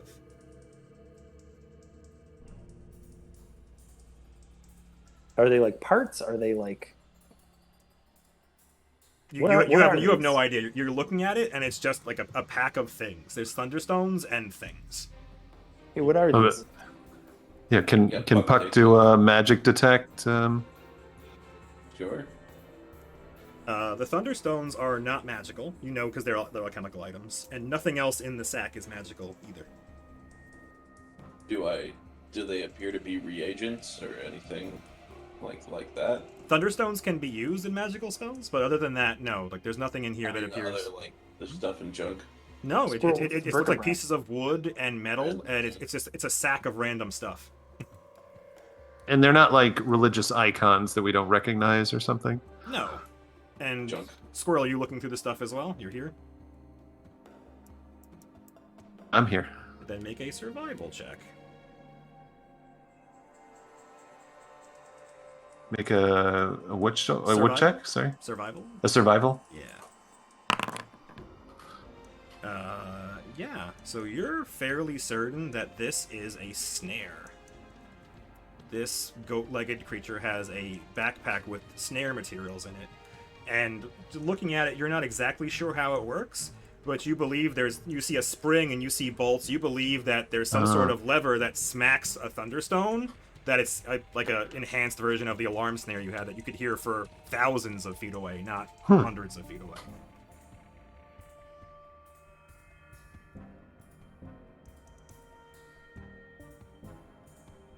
Just think a loud sound would do something terrible to the turtle.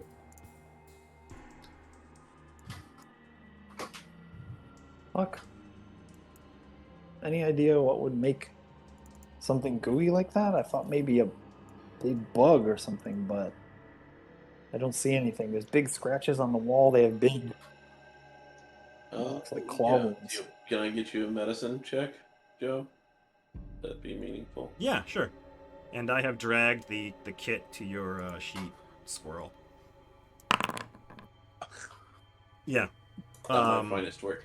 Not your finest work. But yeah, so you don't know a whole lot about that. But you do know that bodies, when they decay, naturally, they do, like, liquefy internally over time.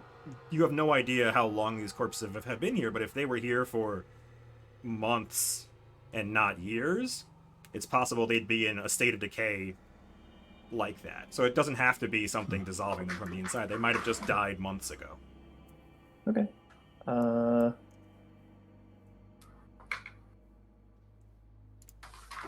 So I'll pull. So can I pull the sword?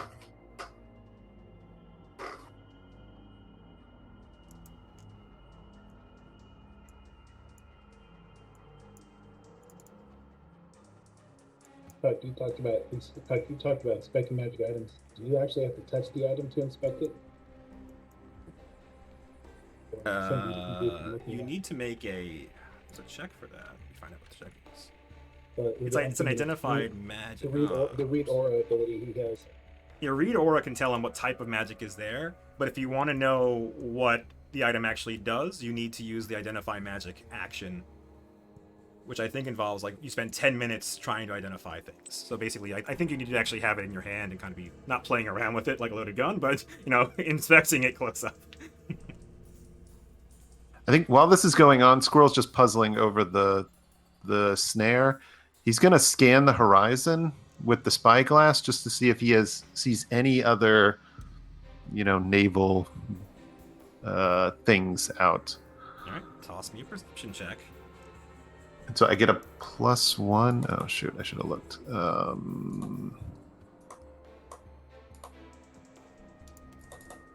Spyglass gives me a +1 to perception check. Okay. Okay.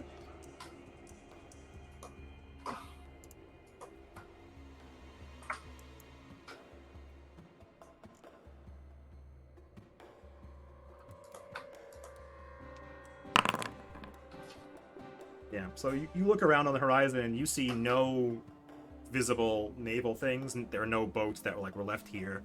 And you see nothing on anything, because again, dark vision in this version has no range. You just see as far as as if it was bright as day. Okay. So you look at the horizon in every direction and you see no other ships or anything nearby. Okay. All right, what's everybody The stone that the sword is in, how big does it look, and does it look like it's attached to the bottom of the tower, or does it look like it's movable?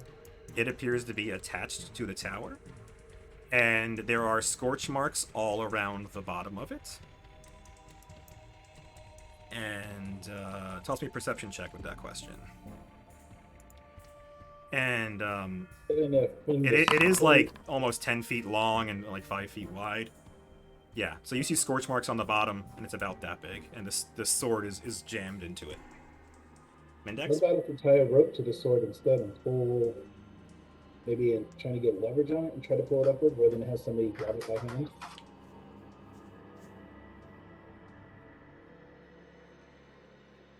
Sure, worth a try.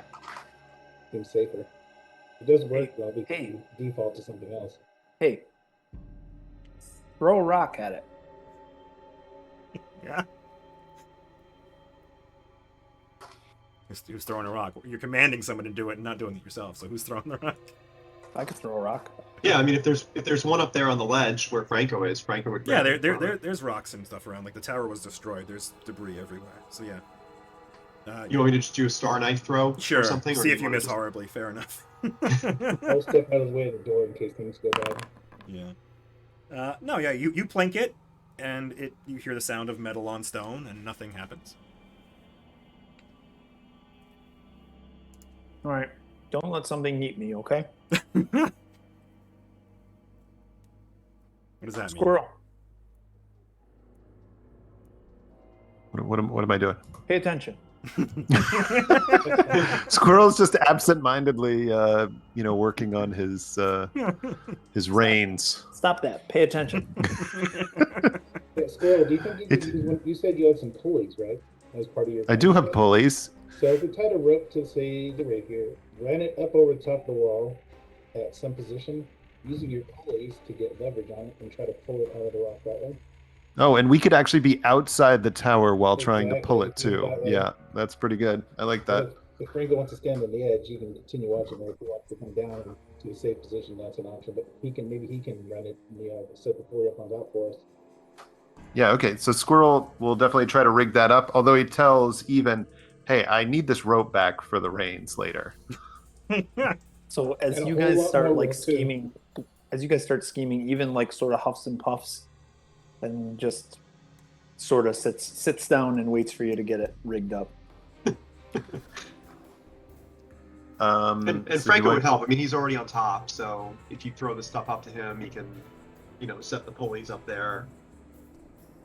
So do we need to throw a crafting, or is this a blind roll thing, Joe? Yeah, I was gonna say crafting. So yeah, I'd like blind crafting checks from Squirrel and Franco to rig up the Do you have to be pulleys. trained? Do you have to be trained in crafting? I think so. Because Yeah. I'm not. So Oh, okay. So You can't even help if you're not trained? I believe that's true. I'll look that up. So Even will scramble up and do it if you need me to. Okay, I'm trained in crafting, so Roll I'll at blind least do crafting mine as a checks. blind GM roll. Yep. And then yeah, so Even can scramble up and make one as well.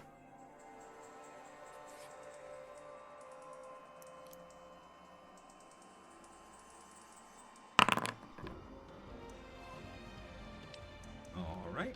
So Even is at the. Oh, you need to make an athletic check to climb Even.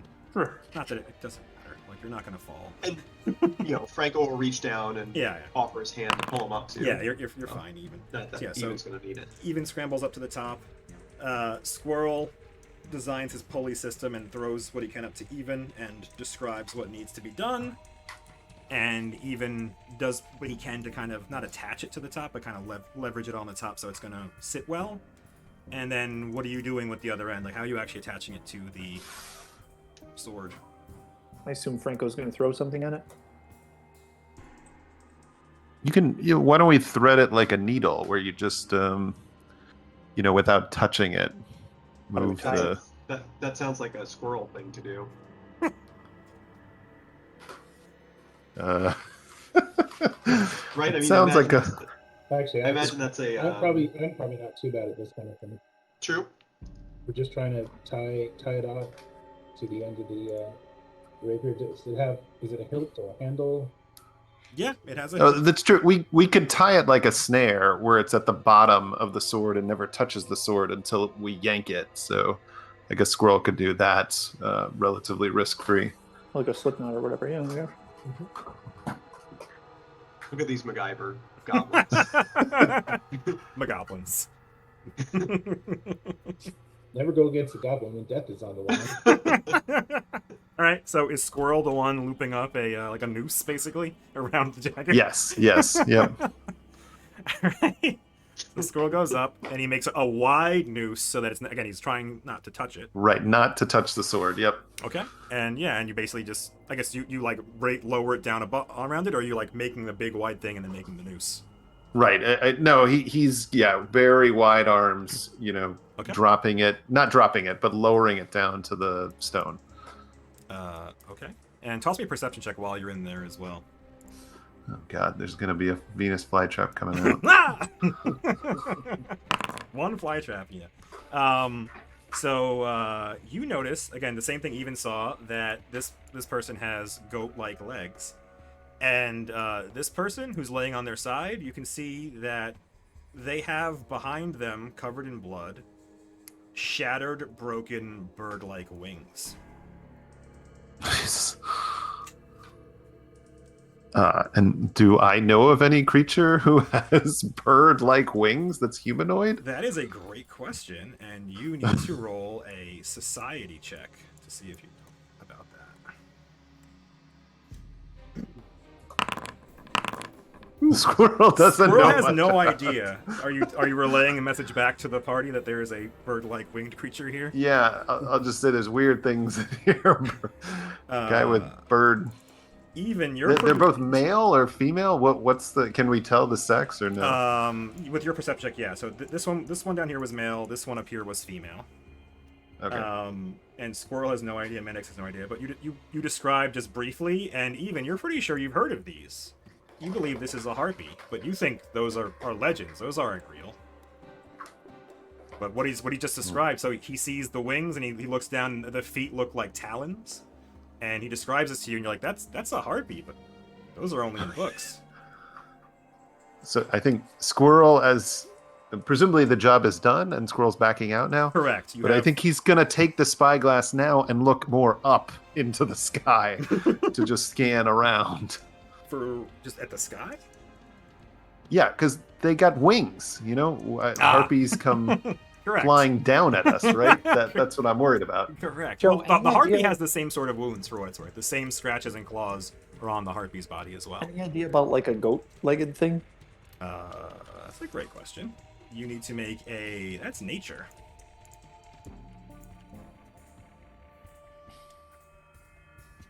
You should probably take a look back at the boat, make sure the boat's still safe too. Well, you're outside. You can do that, Mendex. Nope. Yeah, even has no idea what this thing is. The boat is still there and fine, Mendex. G-Pain is doing a exceptional job keeping pace with you. That's about all you got from my roll. Yeah, the boat's safe. Pull. Hmm? Pull. Squirrel getting out first, I assume? Yeah. Oh yeah. Sorry. No Oh, problem. yeah.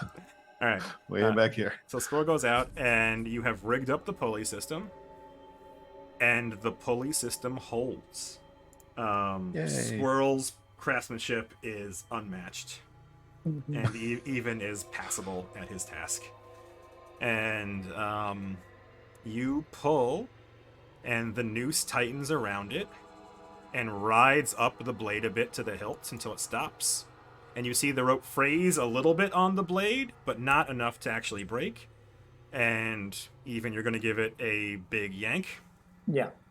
All right. So You could give say me... that maybe we like jump down from the top of the thing That's an idea. with our weight. Jump So- and pull it with the weight. Yeah. Sure. Okay, that's an idea. So make an athletics check, and you get a big bonus. And Franco, you can give an assist as well. Athletics also. Yeah, athletics also. Sure. Oh my goodness, yes. So yeah, Wowie. so you jump off and you give it a right good yank, and you feel it give. So you jump, and Puck, who's in the doorway, watches as it moves almost a half foot up, but doesn't pop out. And as it does, you watch as lightning begins crackling from the hilt and jumps down the blade. Does not touch the handle specifically, from the hilt to the blade. And the stone begins to glow.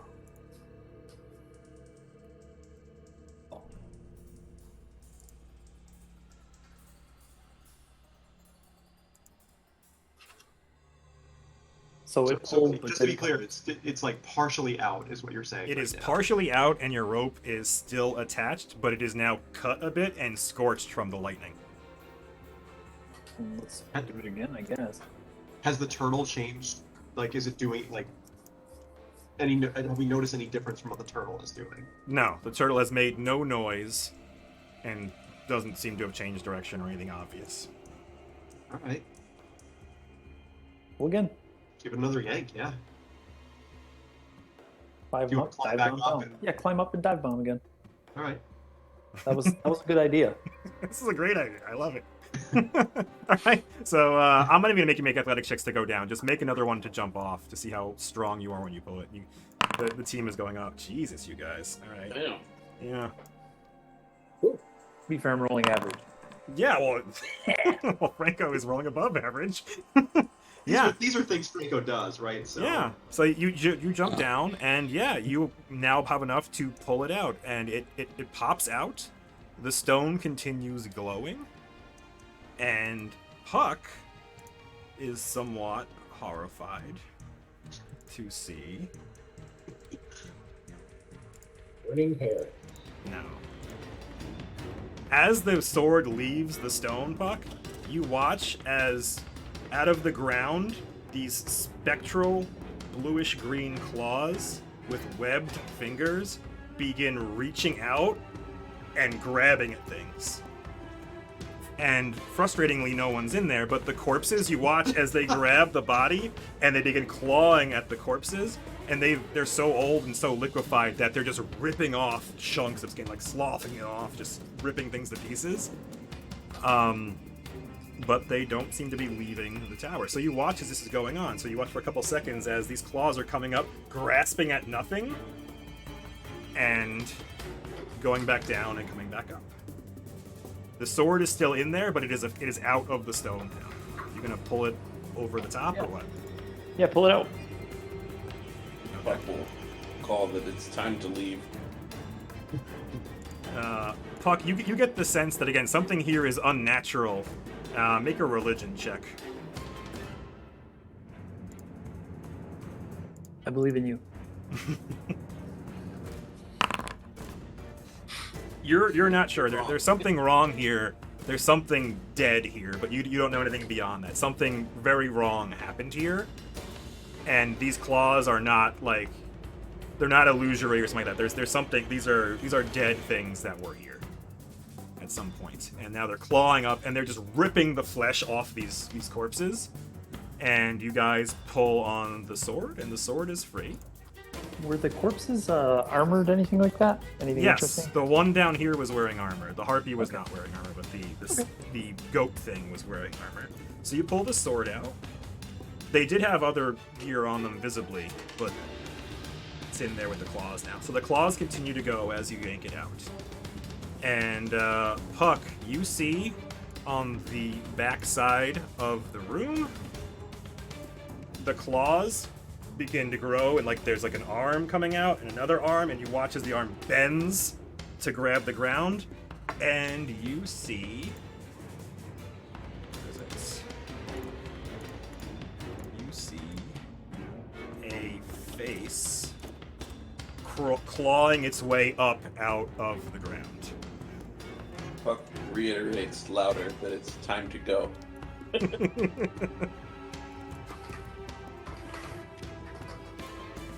All right.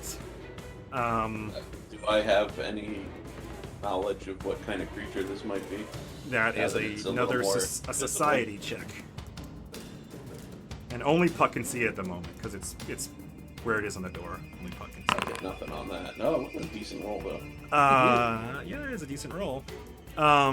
You are not sure what this is, so you watch as this large. It appears to be some sort of amphibious fish-like creature. You're not sure, but it is wriggling its way up, and you have no idea what this. You've never heard of anything like Oh, this. good. It looks like it swims. It does look like it swims. Yes, and all of the claws you saw have webbed fingers. Is it still partially stuck in the ground? He describes Put it himself. back. It is still coming out of the ground, but Squirrel's watching as it's pulling itself up out of the ground. It's now like its chest is free, and we're essentially going to roll initiative. But are you running away? Oh gosh.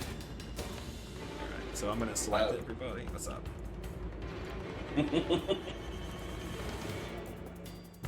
Toggle combat. And this is all coming out of like the hole where the sword was, right? Well, no, it's on the side of the room. So, like, on the ground in the room, all these claws are grabbing up. Okay. And over here in the corner of the room, basically, is this All guy. right. This one. This isn't a put the sword back situation. This is a get the hell out of Putting genie back in the bottle. Yeah. Correct. That's not a bad read. All right. I will roll initiative for everyone.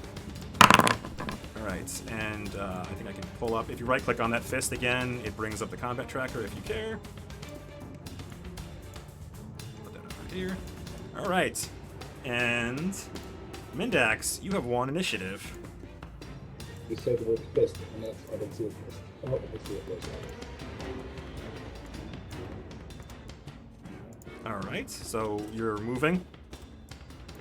I'm moving to a position initially. Yeah, And remember the rope is here. I think I should probably mark it. That in case if you guys are running away, I will mark the because that X is vaguely where the rope is. All right. And my first action, and I'm further back than everybody, so I'm gonna take one move action. I can see the creature climbing. yeah, from there, yeah, you definitely see all the claws inside, and then one of them is becoming a thing, an actual creature, like a chest of it. Yes. Is there anybody between me if I was to take a shot and get in my way? No, there's a little. The rock would give him a little bit of cover, but no, I don't think Puck is in the way, Take a shot. and he's only half out. But yeah, you can take a shot. Use his arrows. Look at you. No. No. No. Inauspicious. One of those days- one of those days, Ranged. you know. Ranged is klutz. You drop the weapon you used. Wait. What? I got hero points. You start with a hero point. It's true. You gonna reroll I that? actually have from my last time. Since I haven't played Oh, since you last have time 2 I hero rolled. points. There you go. Okay, fine. So, if it's okay, Fair enough. yeah, do it, Go for it. please. Yeah, good. Oh.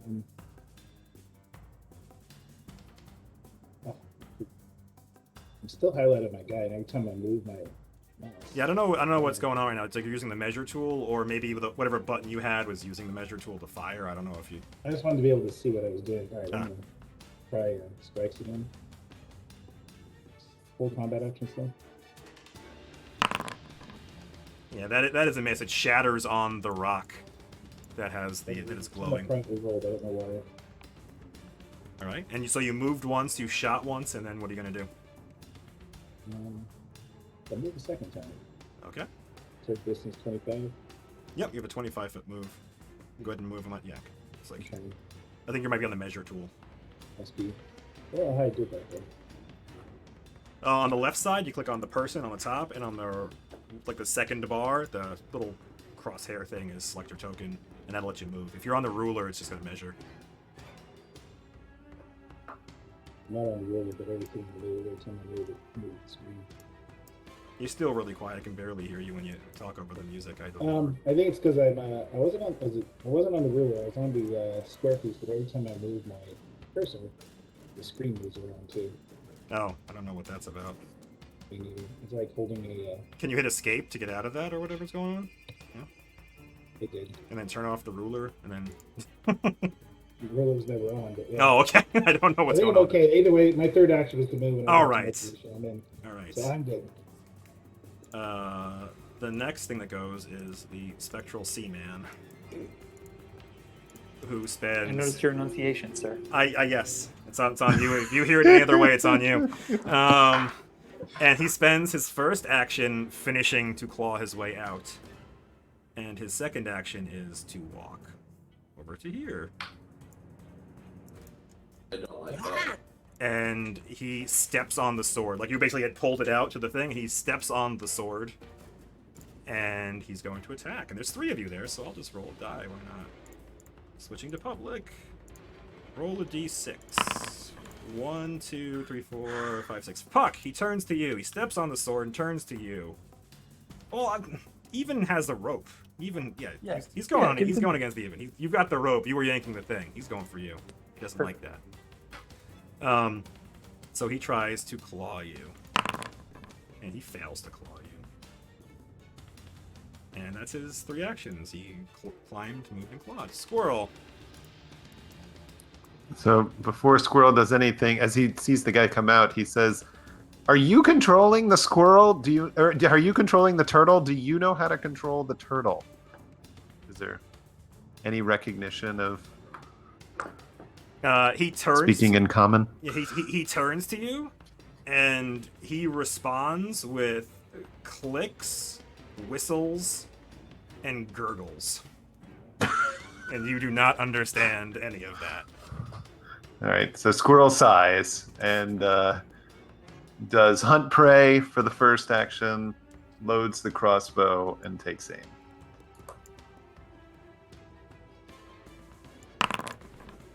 That's pretty good.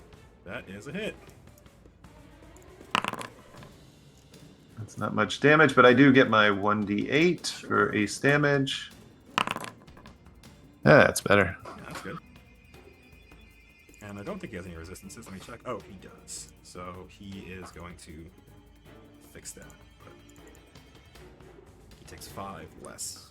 Oh, that's So, and what was that like? I mean, it was a pretty solid hit from Squirrel. Like, did he seem to be bothered by it? Oh, Yes. Well, I'm fixing it because that button, that macro I have, it doesn't work. And it wasn't just for okay. for Mendex. So I need to do full damage there, and then this. If I hold shift, I can do a -5. Yeah. He does seem bothered by it, but it didn't. Like you thought it hit better than it looks like it hit him. It seems like it almost went through him a little bit. He appears to be some sort of spectral creature. So that was you. The reaction. That was my 3. Okay. Hunt prey, load crossbow, fire. Even. So what happens when the arrow hits it? It passes through him. It sticks. Does even think he's solid at all? Yes, you think he's partially solid. Yes, he is at least partially corporeal. Okay. So even basically shoves through Puck. Get over here. I will rage. And I'll maybe trip him, I guess? Yeah. And even basically like overwhelming, like chomping at him, and like as he's coming in, he's pulling and at the guy and grabbing at his legs. So it ends up being a trip. Okay.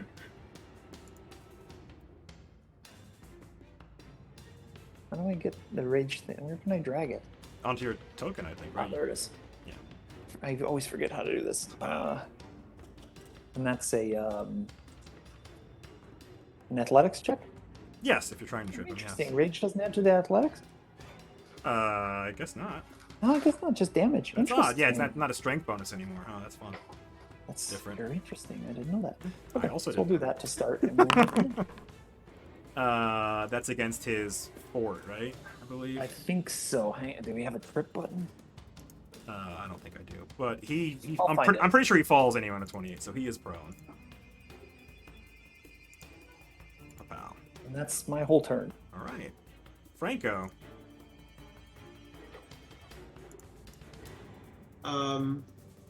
So I think Franco will start by like mimicking the clicks and clacks and sounds that he made mockingly. Sure. So let's get one of these guys. Is it demoralize? Yeah. Okay. Yeah, he doesn't seem scared of you. He looks at you briefly, but he turns very quickly back to even. It's All right. Reflex guy. He still failed it. Thank you. I didn't critically, I'm assuming. No. Good. Okay. With that failing, Franco is going to attempt to roll through him and grab the sword as he does. Okay. He is on the ground. His body is still on it, but yeah, you can roll through it and try to grab the sword. So go ahead and make an acrobatics check. It'll be the tumble through, basically, with the Sure. acrobatics.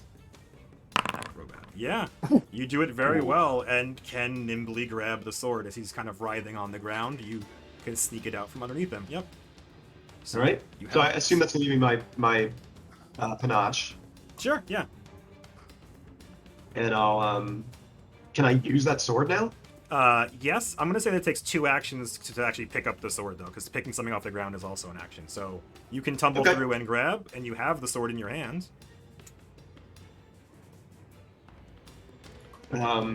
So yeah, I mean, you said it's a rapier, right? Yes, it is. So it's basically what I have already. It is. You can just use the same button. Yeah. All right. So when I tumble through, let's say I end up over here. Sure. That so go through works. the door. Sure. And yeah. Oops. That's just the item. That is prone is flat-footed, right? It's -2. Yeah, that's still a miss. So you stab at him, even with everything. Yeah, still a miss. So you stab at him, and the sword hits his body, and you can feel that there are like, scales in the way that are preventing the stab, you think, from succeeding. And that's your turn, because you tumbled, picked up, and attacked. And Puck. Okay, so I believe that these are dead things. You believe that these are dead things. Alright, so no one's been injured yet, right? Correct. Well, the Seaman has been injured, if you want to help him. Yeah, we'll hold off on. You keep that enunciation, you're going to slip sooner or later.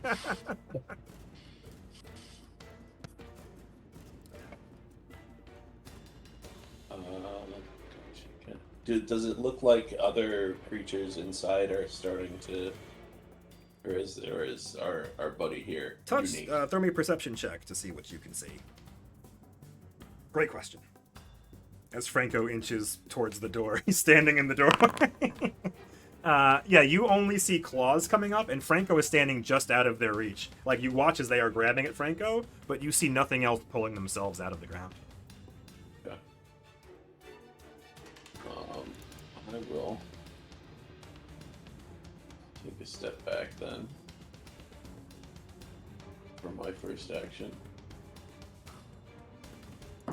Let me get a range on this thing.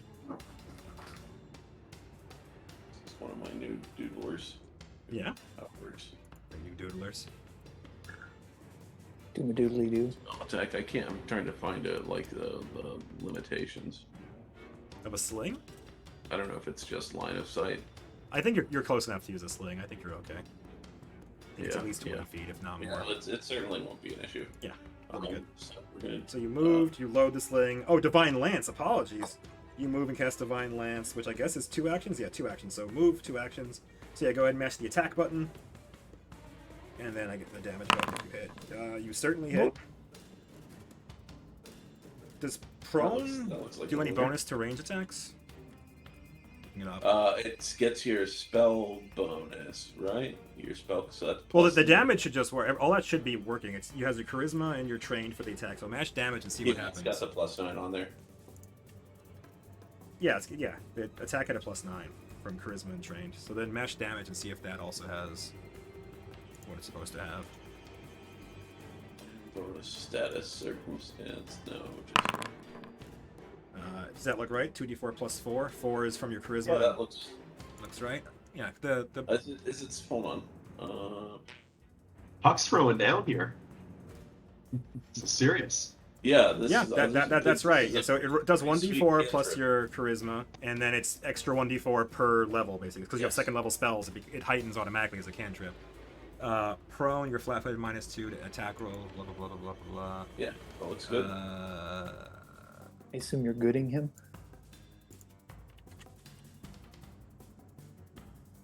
You can take cover when prone to grant. Yeah, blah, blah, blah. Okay, so You you get don't like you a don't have a +2 bonus. to- You don't have a bonus to range attacks unless you take cover while prone. Okay, got it. All right, so you do hit him. You don't crit him, and you hit him for 10. Yeah. Yes, Uh, and that's my turn. and you're making it a good attack. I would say it is most likely chaos. I would say. Okay, that's attack. Okay. Yeah, he takes the full damage from that with no resistance. That's your whole turn, and Mendax, you get to go.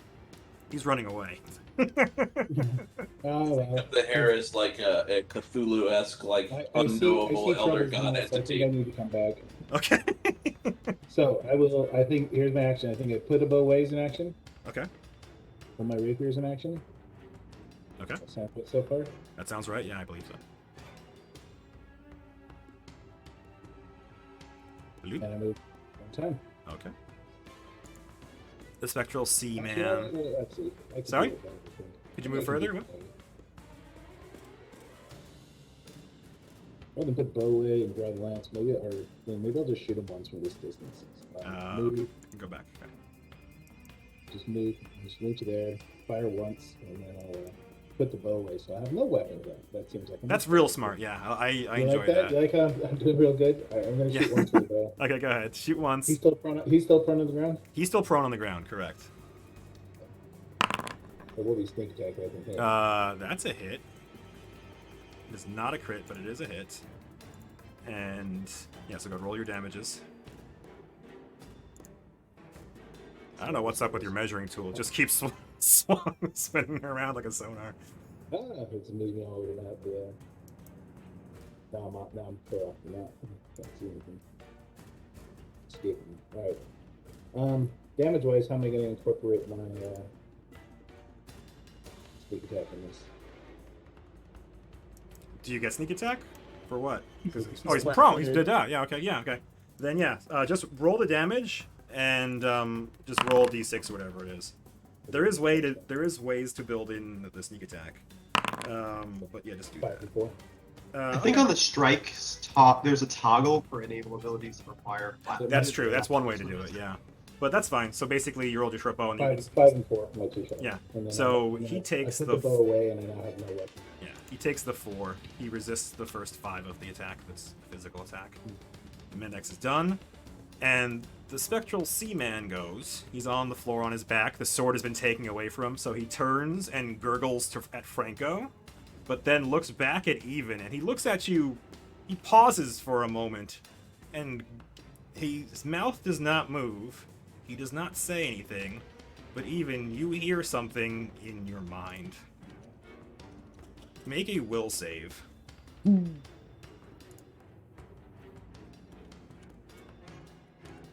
then?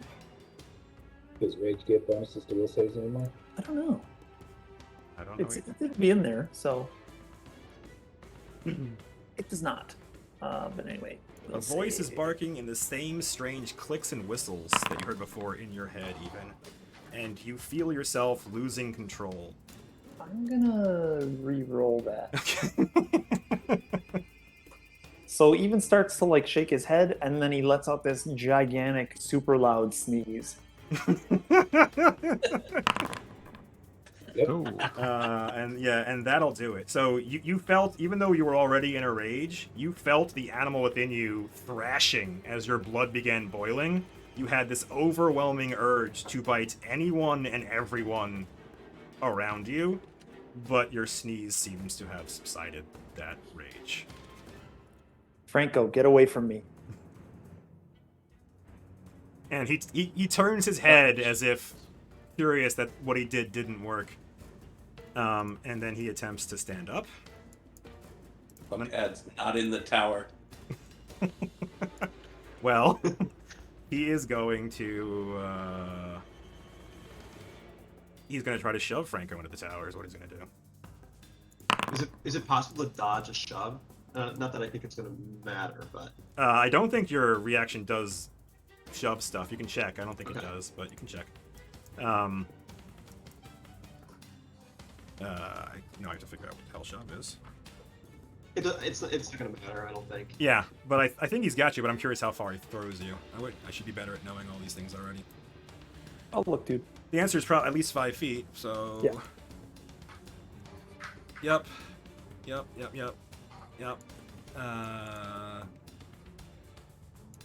Shove. Against your Fortitude DC, your Fortitude DC is a 19, so he beats it by 4. So he only pushes you back 5 feet, not 10 yeah. feet. Yeah, so he pushes you into the room, and you are now in the claw area. And that was his whole turn. He did something uneven, he stood up, he attacked. That's his whole turn. So, Squirrel. All right. Squirrel's going to move a little bit just to get line of sight into the tower. And the hole out of this, just trying to glance over this guy to see if there's anything else coming out of the hole that he came out of. No.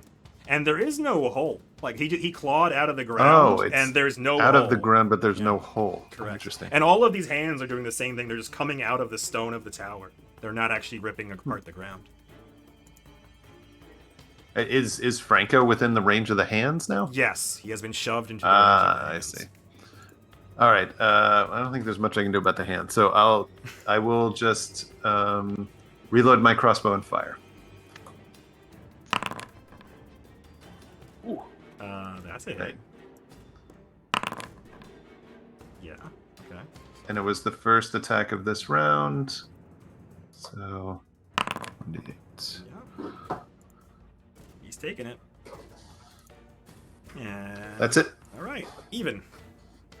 Well,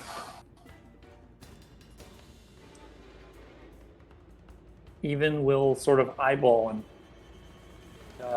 Does like this hoarse, almost soundless roar in his face, and then we'll start going to work.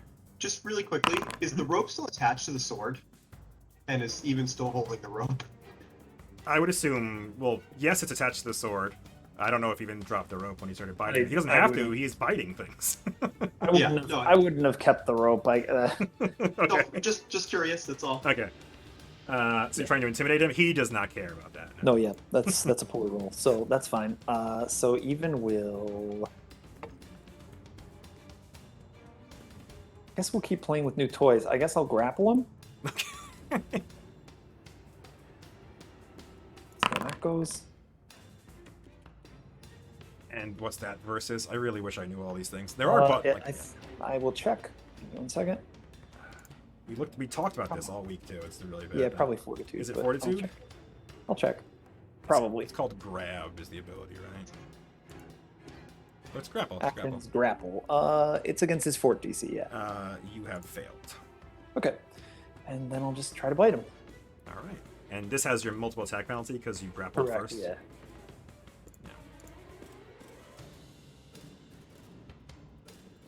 I figured I'd monkey around with it. So trip is better. Good.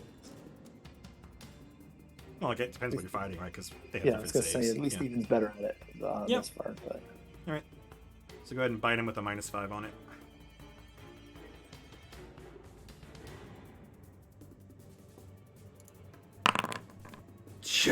Okay, fine. That is a hit. It is a critical hit because yeah, you beat his armor and you crit. So yes, it is a critical hit. So he does double damage. And it's piercing, so it's triple damage, ventilated. okay, Nice. fine. So I'll just roll the regular damage and then we'll just triple it. Yeah, just roll it. Yeah, that's how it works in Pathfinder. You don't roll multiple times. So just roll it, and then I'll just mash the button 3 times. So the first one, again, he has damage reduction. So the first one is going to be 10.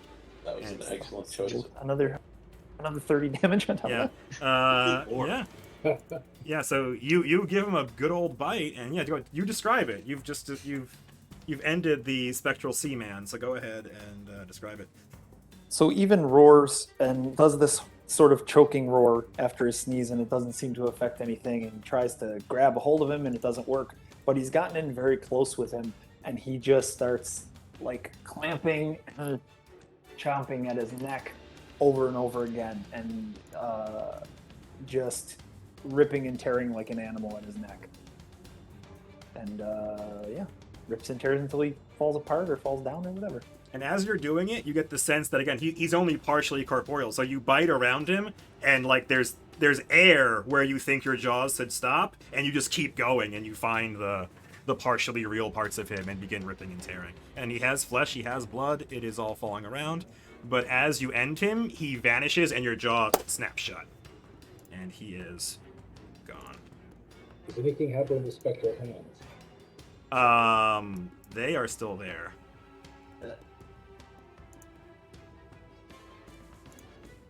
Is that your whole turn even? Yes, it was, right? That's my whole turn. Yeah. All right, Franco, you have been pushed. Hey, Crimson Howling has joined. I hope you can see the video. I didn't do anything to fix it, but I hope you can magically see it. Yeah. Franco, before your turn starts, the spectral hands are going to claw at you. You need to make a reflex save, Mr. Franco. I believe in you. That is not good enough. I didn't make a button for this. I'll roll it again. All right. Why not? So these claws come out of the ground again. These webbed, clawed hands, similar to what the Spectral Seaman you just fought had, are reaching out of the ground and clawing at your legs. Good, and re-roll it. Okay, that's pretty good. That is a success. That is not a critical success. You take half damage. And can I just do slash roll on this one? Okay. Yeah, you take half damage. So they're clawing at you, Franco. But that doesn't really matter to you. And Yeah, that doesn't happen. That's done. So yeah, that's it. That's your turn, Franco. Okay. I mean, I think Franco would probably try to. Presumably, there's no claw. Like the claws aren't reaching the top of the stone here. They are not. They are not even grasping at the stone. Okay. And looking at it now, So- there are no scratches on the stone. Nobody noticed it before, but there were no scratches on the stone. Got it. Okay. So basically, Franco is going to hop up onto the stone. Mhm. I assume it's easy enough, but you tell me if I need to do. Yeah, a check make an for that. athletics check, but it's only a couple feet high. It's not that. Athletics or okay, yeah. It's athletics for jumping. Yeah. I think, yeah, you're fine. It was easy enough. And then would basically encourage Even to grab the rope and would ready a leap. Like he's basically going to try to leap and have Even pull him out as he leaps. Okay. All right. Puck.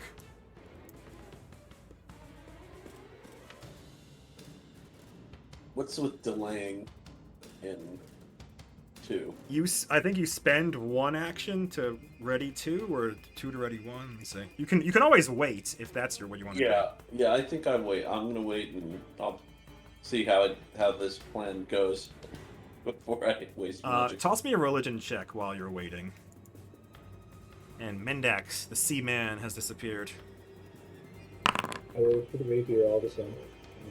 That's solid. Yeah, it is. Maybe I should pull the bow right back out again. I missed what you were saying, Bijo. Again, you're kind of really Oh, quiet. yeah, all right. I'm going to pull the bow back out again. Okay. And then I'm going to end up moving. If I move to this position, can I see the hands inside? Yeah, Does 20 get me anything on the religion? it check? does. Like after Mendax is done, I'll tell you. I'll take a shot at the hands and see if it does anything to them. Okay. You hit the hands.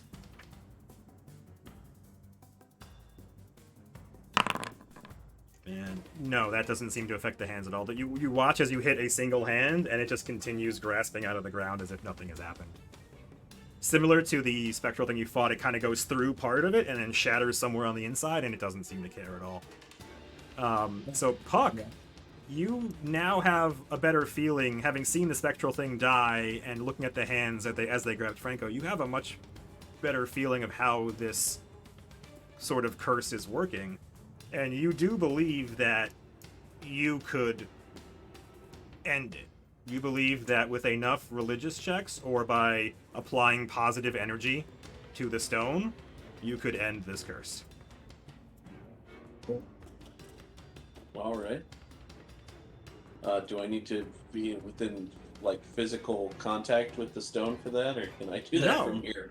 You believe that your cure or heal spell, the ranged version, would work. Okay.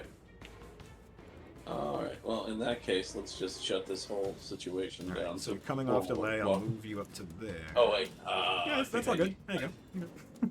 I think I can actually hit it because it's a 30-foot emanation, right? I think so. Yeah, I get the stone. So let's just yes, You gotta mash the button, right? twice. Yeah. Oh, yeah.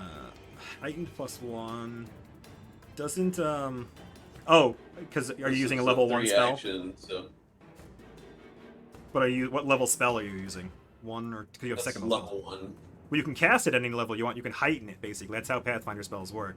You can choose to cast it at second level, and then the heightened effect takes effect. You do an extra D8. Yeah, let's do that. And are you using the 3-action version? Yes. Okay. Yeah, so go ahead and roll another D8, just for giggles.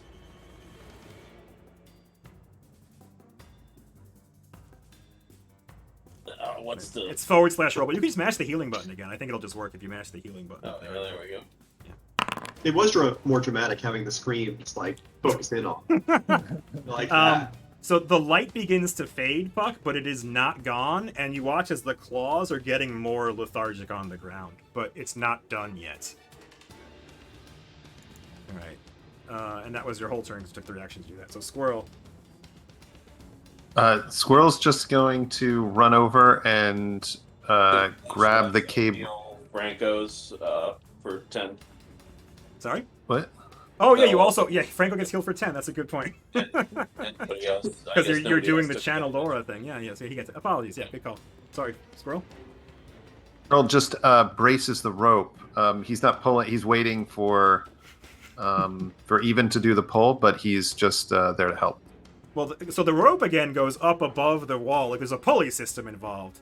So is Franco trying to swing through the door or pull up on the pulley? What is Franco's objective here? Oh, well, I guess I didn't realize it was still there, but that's fine. We'll Franco will go to the top. It's fine. Okay. All right. So Even, he's asked for you to pull him. Are you pulling him? Yeah, where's the rope? It's on the ground. You probably would have just dropped it there. And Squirrel has picked it up and is fortifying it, but you're the one doing the big old yank. Even will just do a big old yank. Yep. See where we end up, and then he will do some other stuff. All right. You throw me athletics, and Franco throw me in athletics as well. You two are jumping and pulling. And Squirrel, give me another athletics as well. You can help Even's part. He doesn't really need it, but I want to see what you roll anyway. See if you We're harm housing him. these athletics checks tonight. Yes. All right. Yeah. So Squirrel and Even yank really hard, and they pull harder than maybe Squirrel thought they probably could have. And Franco, you leap up and are just yanked straight to the top, like it faster than you want to be, maybe. And you get up on the top, but you manage to land up there, unharmed. And you two do notice that the hands are getting more lethargic and not getting out as far. And what do you do when you get pulled up to there?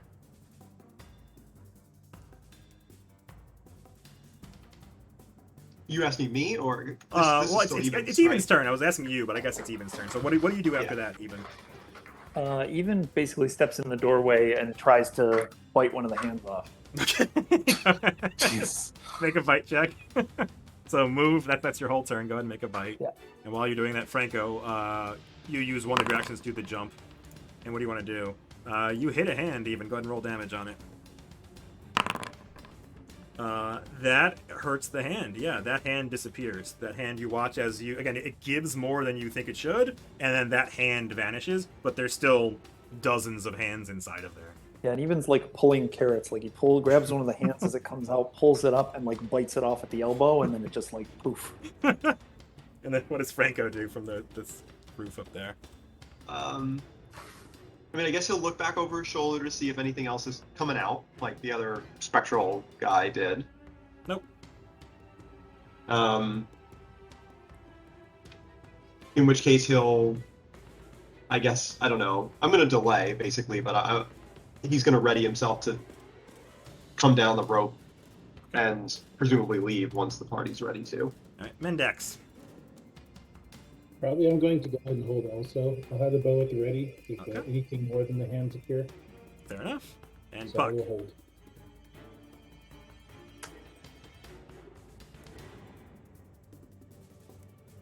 Puck, Chris. Yes. All right. So Puck, seeing results, will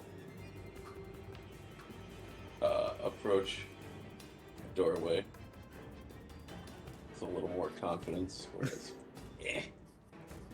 oh, I'm on the measuring tool.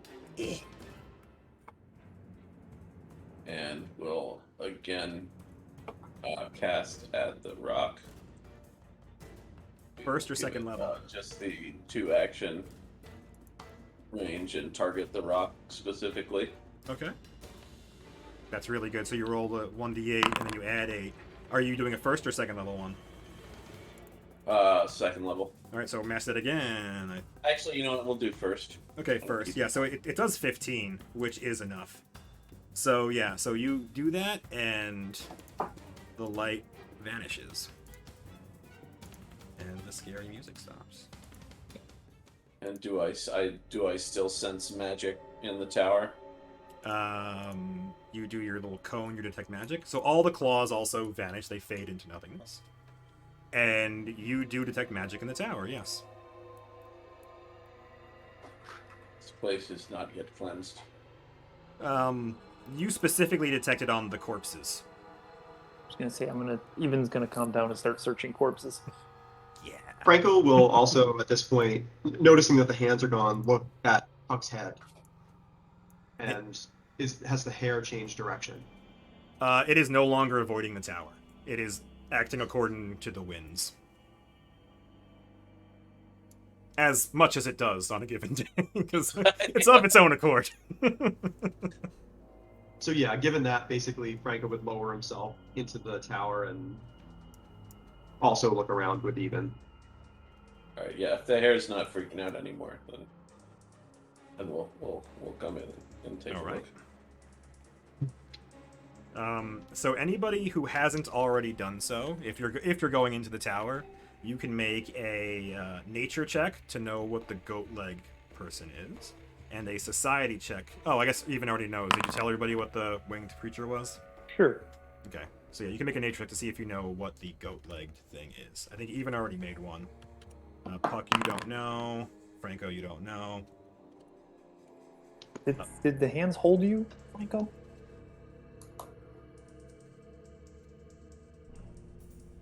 They clawed. Did they try to hold? Did it feel to Franco like they were trying to hold, and he was able to squirm free? Yes. Okay. And for a moment you thought they had you, but you managed to wriggle away. Yes. They were grabbing. They were Must have clawing. caught Harpy and it couldn't fly away. Yeah. So yeah, Franco and Puck, no one seems to know what this goat-legged thing is. And what are you doing once inside?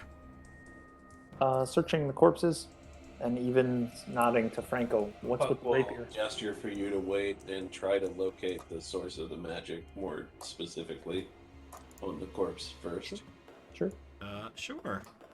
So And are we still in combat too? Or? no, you are not. Oh, let me end that. Yeah, sorry. You can move freely. Apologies. Squirrel's gonna take all his rigging down and head back to the head. I got things to do. All right. So you can tell that you're looking for magical auras specifically on things. Yeah. Yeah, they said it's the corpses are now the... Yes. So the goat-legged thing has magical wristbands. There is the harpy has. Oh, sorry. The goat-legged thing has a quiver of arrows, and one of them seems to be glowing to you. And the harpy has something, you can't tell what, but on their waist that is magical. And of course, the sword that Franco is holding is magical. There's much magic here. And But Franco, none of it seems like problematic. Like I get the yeah, symbols. nothing seems problematic. You're getting the sense of like abjuration magic, some evocation magic, and I don't know what's that spell. Yeah, the Puck stands and allows people to start rooting. Okay. So, as usual, seems generally disinterested himself. Okay. All right. Evan's very matter-of-factly stripping the corpses. Like, gross stuff is happening, and he's not flinching at all, like he's used to handling dead bodies. Yeah, but these are decidedly dead. Again, the liquefaction did disturb you even briefly, and as you move them around, it still happens. Like if you flip over the goat thing, like pieces of flesh are falling off and like splat and just are becoming liquid in front of you. Like they were just barely held in by the skin, and now as you're moving them, it's disgusting and smells terrible. So there is a token on the map now for corpse loot. Do you have access to it, or do I have to give you access to it? You have access to it. Okay, so you should be able to open it. If you want to know what things are, you need to make a check. But there are... I'll put the rapier on Franco's sheet. Some thunderstones, dagger, short bow, leather armor. There are well-made metal bracers that is very identifiable as being mithril. The harpy has some sort of carved bone. It appears to be like the forearm bone of something with carved runes in it. There are two vials. One is an unknown liquid and one is a dark liquid. And again, the goat person had a quiver of arrows, and one of them was unusual. Puck, tell me what these are. Puck examines the arcane items. To hit you with any kind of. Yeah, hold on. You can make Arcana checks. Ugh.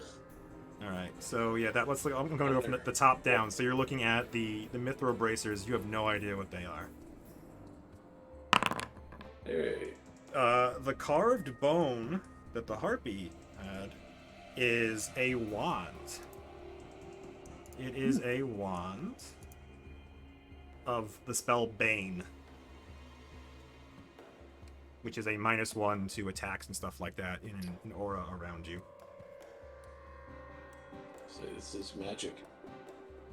That is magic. So there are 2 liquids which are alchemical and don't irradiate any magic. And the last thing is there's the weird arrow. You pick it up and it doesn't have an arrowhead. It has what looks like stag antlers at the end of the arrow. And you can make an Arcana check to see if you know what that is. Hey. That is an antler arrow, which you believe if you shoot at something, the stag horns will grow large and basically pin things against the wall or the floor. But it is a consumable. It's like a one-time use arrow. Okay. And it's an arrow for a longbow or. It's an arrow, but you believe it could be turned into a bolt if you need it. But it is for a bow at the moment. All right. So Puck kind of explains the things that he knows what they do. And anybody with craft can try to identify the alchemical stuff. I guess, does it make sense for Puck to look at the sword also? Oh, that's a great question. Or like when Franco took the one swing at the guy and missed, did the sword do anything interesting? It did not do anything interesting. It appears to be well made and feels good in your hand, but it didn't do anything interesting when you swung it. Let me see. Yeah, 16's good enough. So yeah, so that you find that I believe it's the Sade, the goat person, has an anti-venom potion and a poison. He has some belladonna on his person. And you've identified everything except for the mithril bracers. And Puck, did you want to make a check on the sword? It's Arcana again. And as you look at it, and Franco, you also kind of would have noticed, that the sword has lightning bolts on the hilt, and they run up to the blade and stop about midway. And yeah, you totally know what it is. So first off, it is a +1 weapon, but there is also some electrical magic inside of it. Let me open Franco's sheet and go to the items and identify item. It is what's known as a spark blade. And can I put that in the chat? Is that easy to do now? How do I easily do that? Franco, inventory. Spark? No? Why won't it show? Yeah, I see it. Yeah, but I don't know. I want to paste it to the chat so everybody can see it. Actually, you can go to Franco's character sheet and see it. That's what I just did. Sorry, what? I Oh, went to that's what Franco's does it right character there. sheet There you and go. actually able to look at it. Yeah. So for a single action once per day, you can basically shoot lightning within 30 feet of you.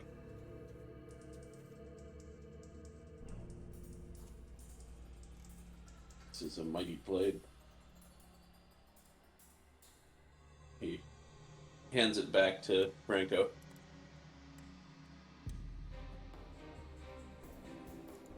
All right. So feel free to take stuff out of the corpse loot and drag it onto your character. I think it tells me when you do. I guess we'll keep going and try again with the maybe it bracers. doesn't. Looks like someone has taken stuff and I didn't see any message, or maybe I didn't. Maybe I missed it. But anyway, I'm the what's with wands and 2E? Can anybody use them or just me? just you. Okay. And they're different. We can talk about them I think it's gonna come up tonight in the next like 20 I minutes. noticed too, the spell I had is actually the scroll for is actually a mage spell. I think so. Oh, well, we can look into that. The lists are kind of blurred now. It's a little complicated, but yeah, we can talk about it. Wands are interesting. We'll talk about it in the Discord. They're not like 1E where you have like charges in them. You get like one cast a day, and then you can try to overcharge it. And bad things happen if you fail. Fun. All right. So you guys are looting. Go ahead and take things. Yeah, there you go. That's the interact stuff I was looking at. So while that's happening, Squirrel, you're back to making your bridle for the turtle. What are you trying to do here? Yeah. So Squirrel's thought about it more and thinks the idea of trying to lasso is probably never going to work. But instead, has been crafting a way for his bolts to be attached to the rope, and he's going to try, since it's such a massive head, he's thinking that if the bolts will stick in the skin a little bit closer to where you might expect reins to come out, that maybe he can have reins one on each side and try to steer the turtle.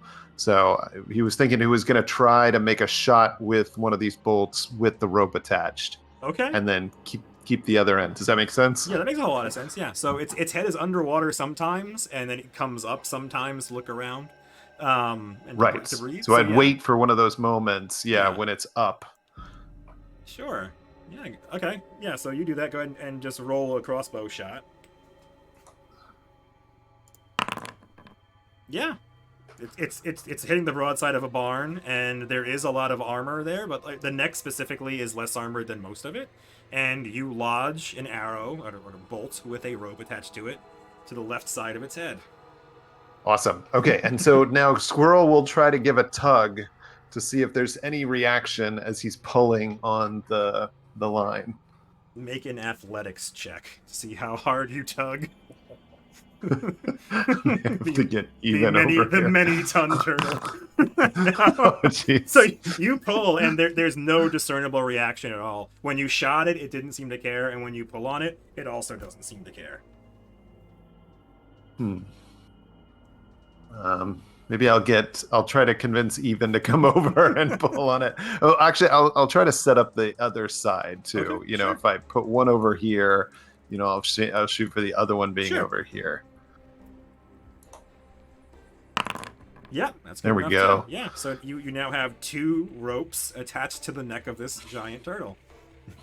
Okay, and so I'll try to tie them off to something nearby. I don't know if they'll reach to one of these these shrubs, just to make sure they don't go into the ocean. Yeah, I don't know how much rope you guys have. You guys have used hundreds of feet of rope today. Well, I did reclaim the rope It's true. from the. You did. That's fair. Okay, yeah. So you tie it off, and you've created the best you think you can do. Okay, and then I'm going to try to recruit Even, who I just saw, yanking really well on ropes to save, to see if, and Squirrel would go over and say, "Hey, Even, you want to try steering a turtle the size of an island?"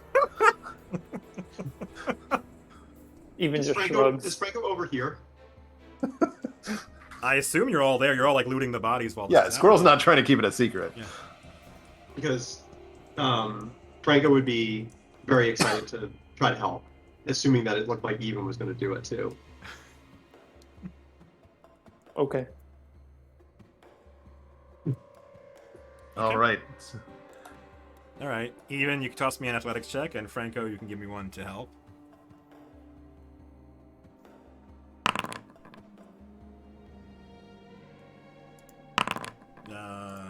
Even you give it a good pull, and the head moves ever so slightly towards the left, the side you were pulling, but you can't tell if it just wanted to do that or if you actually made it happen. You yank it really hard, and the turtle's head like barely moves to the left, and it could have just had maybe it just felt a kink in its neck, but you get the feeling that it might have happened.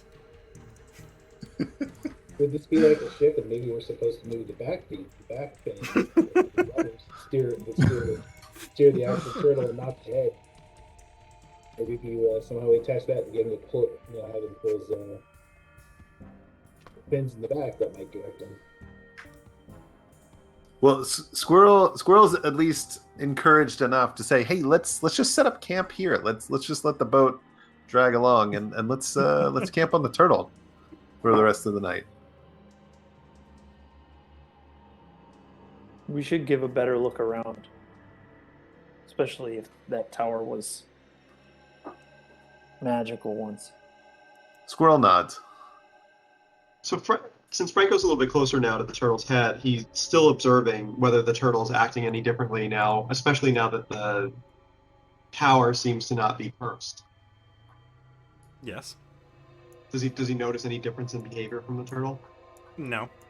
The turtle is just swimming at the same speed it was swimming. I'm moving everything to the party common loot from the corpse. So if you want to find it, they're all still there. I just moved it. So it's in the token you all have access to normally.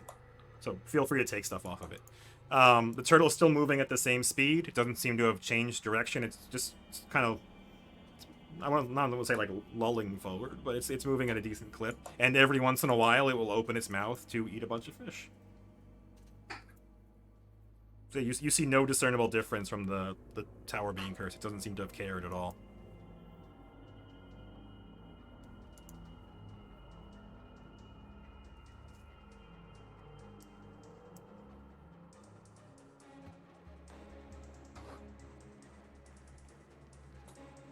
So while they're doing this, Eden's going to go and just turn the tower upside down. Okay. Give me a perception check while you're throwing stuff around.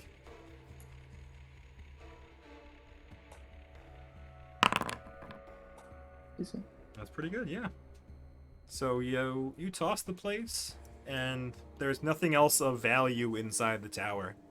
You get the sense that these people, these creatures, whatever they were here for the sword, and they were taken the way you thought. Like those hands came out and just basically like savaged them. Yeah, and you look over the corpses a bunch, and you get the feeling. Well, your theory before, where like the harpy's legs appear to be grabbed. Looking around, you kind of get the feeling that that's probably what happened. And it got its legs stuck and couldn't fly away, and they just got clawed by those things. And perhaps that spectral sea man came out and murdered them as well. Okay. So my kid has had a nighttime issue, so I'm gonna run. But Yeah, if you I wanna think say we're probably more, going to feel call free, it whatever. soon anyway. But yeah, okay. I'll be back. All right, that one. All right. So is everybody cool with the idea of staying on the island? The turtle? I think Puck would probably return to the ship Okay. and You want- help with that. Yeah, should we keep the ship still attached to the turtle? If the turtle does some random move or random turn or something, we don't see the Right. ship get Or launched. the pilot makes a bad check and goes the opposite way they want to. No, the pilot, the guy who has bad pilot skills is on the island. You're okay. It's true. G-Pain's fine. G-Pain did extraordinarily well. It's true. But yeah, you could probably leave that for a while. And also, like, the rope would probably break before anything else. Like, I doubt it would rip the mast down. Probably not. I'm wondering how deep these trees go into the turtle. If it just goes how deep's the dirt, is it actually growing into the turtle? That's a great question. You gonna start digging? I don't want to get my fingers dirty, of course. I turn to our foremost expert on nature. Squirrel, what do you think? How deep do you think these roots might be? I think we've already gotten really lucky with our fucking with the turtle. That become problematic. Squirrel looks at the trees and shrugs and keeps trying to mess with the reins. Trying to figure out if pulleys are going to help him. Tug harder. Pulleys would certainly help you tug harder. Hard enough, I don't know, but harder for sure, yeah. I think a pulley system based on the fins in the back, I would be guessing just like a boat, that's your steering fins. Rather than move the giant head, the head doesn't seem like it wants to move. Maybe the fins, maybe if it has a little tickle to it, it wants to move to the right a little more, move to the left a little. Maybe that would be able to steer the island just a little bit. Yeah, Squirrel's just skeptical because everything else he's mounted, he's always used the head to try to move around in riding. You ever had an animal that had rudders in the back before? No, that's true. So I don't know much about animals, but I do know about boats. They have a rudder in the back. So Franco would definitely humor Squirrel for a while and is like really intrigued to see if he can help nudge the turtle and like control it. But at some point, he starts thinking and goes, as much fun as it would be to ride this thing, turtles, as far as I know, submerge every so often. And I think that's going to be a lot less fun. So I think I'm going to head back to the sailboat before the end of the day. Squirrel sighs and stares longingly as he tugs on the reins, but starts to head towards the ship as well, seeing the logic of, not wanting to drown. Fair enough. You do feel, That Squirrel, that agrees. if you had all the time in the world and you played around and you had pulleys, that this is not an impossible task. You do believe with enough experimentation and strong enough equipment, you could do some interesting things here. Like, again, what you did with the tower was amazing. You pulled the sword out. Like, that was a hard athletics check to remove, and you guys, the pulleys helped you. It gave you a bonus, physics and all. So, you do believe with the right machinery and the right equipment and enough time playing around, you probably could do something here. So Squirrel keeps thinking about Franco's thing about, does the turtle actually submerge? And he wants to chop down something that would float and maybe put it in the tower, just kind of lightly secured, to see if they do end up back on the turtle later, if the thing is there. Okay. Because these corpses didn't float away. That's true. Right? They are there. And they were weren't not attached. secured. They correct. So I don't know. They're goo, so I don't know how much to rely on them. That's true. Oh yeah, so But- you can do that. Yeah. Cut off some leaves of one of the bushes and just leave it on the sand. Or I'll probably put it in the tower because I don't want it to blow off. That Fair won't enough. help. Sure. But kind of like in a sheltered spot in the tower where water would definitely carry it away, but like wind gusts won't. Okay. Sure. So You can do that. Oh.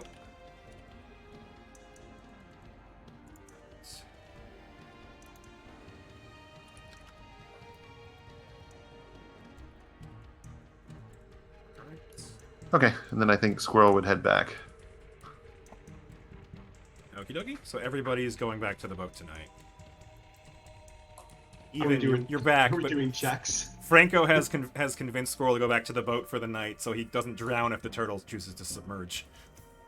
That was all it took to convince me. I don't swim, so yeah, I think that's a really good idea. And Squirrel would have also tried to secure the reins, just so that even if there was a lot of wind or water rushing by, that it would hopefully stick to whatever tree or Sure. bush. We're still trying to steer this thing. Well, I'm trying to lay the groundwork. yeah, like I said before, just long story short, Squirrel does believe that with enough experimentation and the right equipment, like setting up pulleys like you guys did earlier, he does believe that it's possible to do this. He's not sure how easy it is, but he does believe he could. He's encouraged. His experimentation Right. was not in vain, and he just thinks he needs time and more equipment than he has. Okay, so we'll come back with more rope. More Yes. more pulleys. Love it. Yeah, so I'll just hand wave it. I'm not going to make you make acrobatics or whatever athletic checks to get back to the ship. As funny as it would be for you to fall in the water, it's fine. We've got like 5 minutes left, and I should probably call it before my daughter wakes up and Lauren gets mad at me. So let's do morals and MVP. So MVP nominations, what do you got? We did cool stuff. Yeah, the everybody did. manufacture of the device to remove the sword was excellent. Yeah, that Yeah, idea was. that I was- came that up was with- great. Franco came up with that. No, wasn't that That Bijo? was yep. That was Bijo. Yes, that was excellent. Agreed. Index, yeah. Yeah, that's the MVP vote for me. Is anybody objecting to that, or just you want to make nominations anyway to make someone else feel good? or- I definitely do not object to that, but that whatever it Even was, did the giant 25. turtle at the door and was brave enough to go into the building for the rest of us. 40 damage true. that even did. Brave or stupid? That was Yeah. damage and That's it, yeah. had the fortitude to go inside and actually deal with it while the rest of us stood outside and watched it bravely. Plus, just basically every athletics check he rolled was It's true. Yeah, that was Mid all to of you. low to mid Not the 20s. girls. Yeah. Yeah, he's got a plus 11 or something, but he was still Wasn't rolling high. 15 or higher most of the time. Yeah. Yeah. All right. Gotta at least give it up for Squirrel to try to drive the island. Yeah. Yeah. I like where that's going for sure. Yeah, and even that could be Puck, fun. Puck with the, like good damage and then curing the middle of the island as well, like this tower. Like I don't know. I feel like pretty much anybody could Everybody the did, votes tonight. It was everybody really did good. this stuff really well. All right, so It's /GM. yeah, /GM /GM. I'm gonna go now because my kid's screaming. But right. good playing with you guys. Great session, Joe. Yep. Yeah, man. Thanks for See you playing, man. next time. See you next time. That worked, Will. Yes. For sure. Yeah. I got too many slashes in my Yes, life that's with slash, terminals, Chris. and yeah, so I I can't agree. ever remember. That's correct, Chris. You are right with that slash. / GM no space. It is. There is a space. /GM with no spaces in it, then space in the message. Yeah.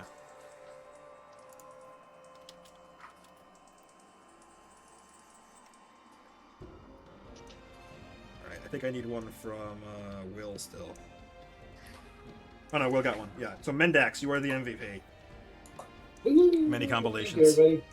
Congrats. And morals, we have some? I'll read them. Let's see what I got. The hair does not want to be here. It's faster than the island normally moves. Even says, hey, throw a rock at it. Look at these MacGyver goblins. I take it that this isn't a put the sword back kind of situation. Can't reason with a 20, and fuck, look at my bone.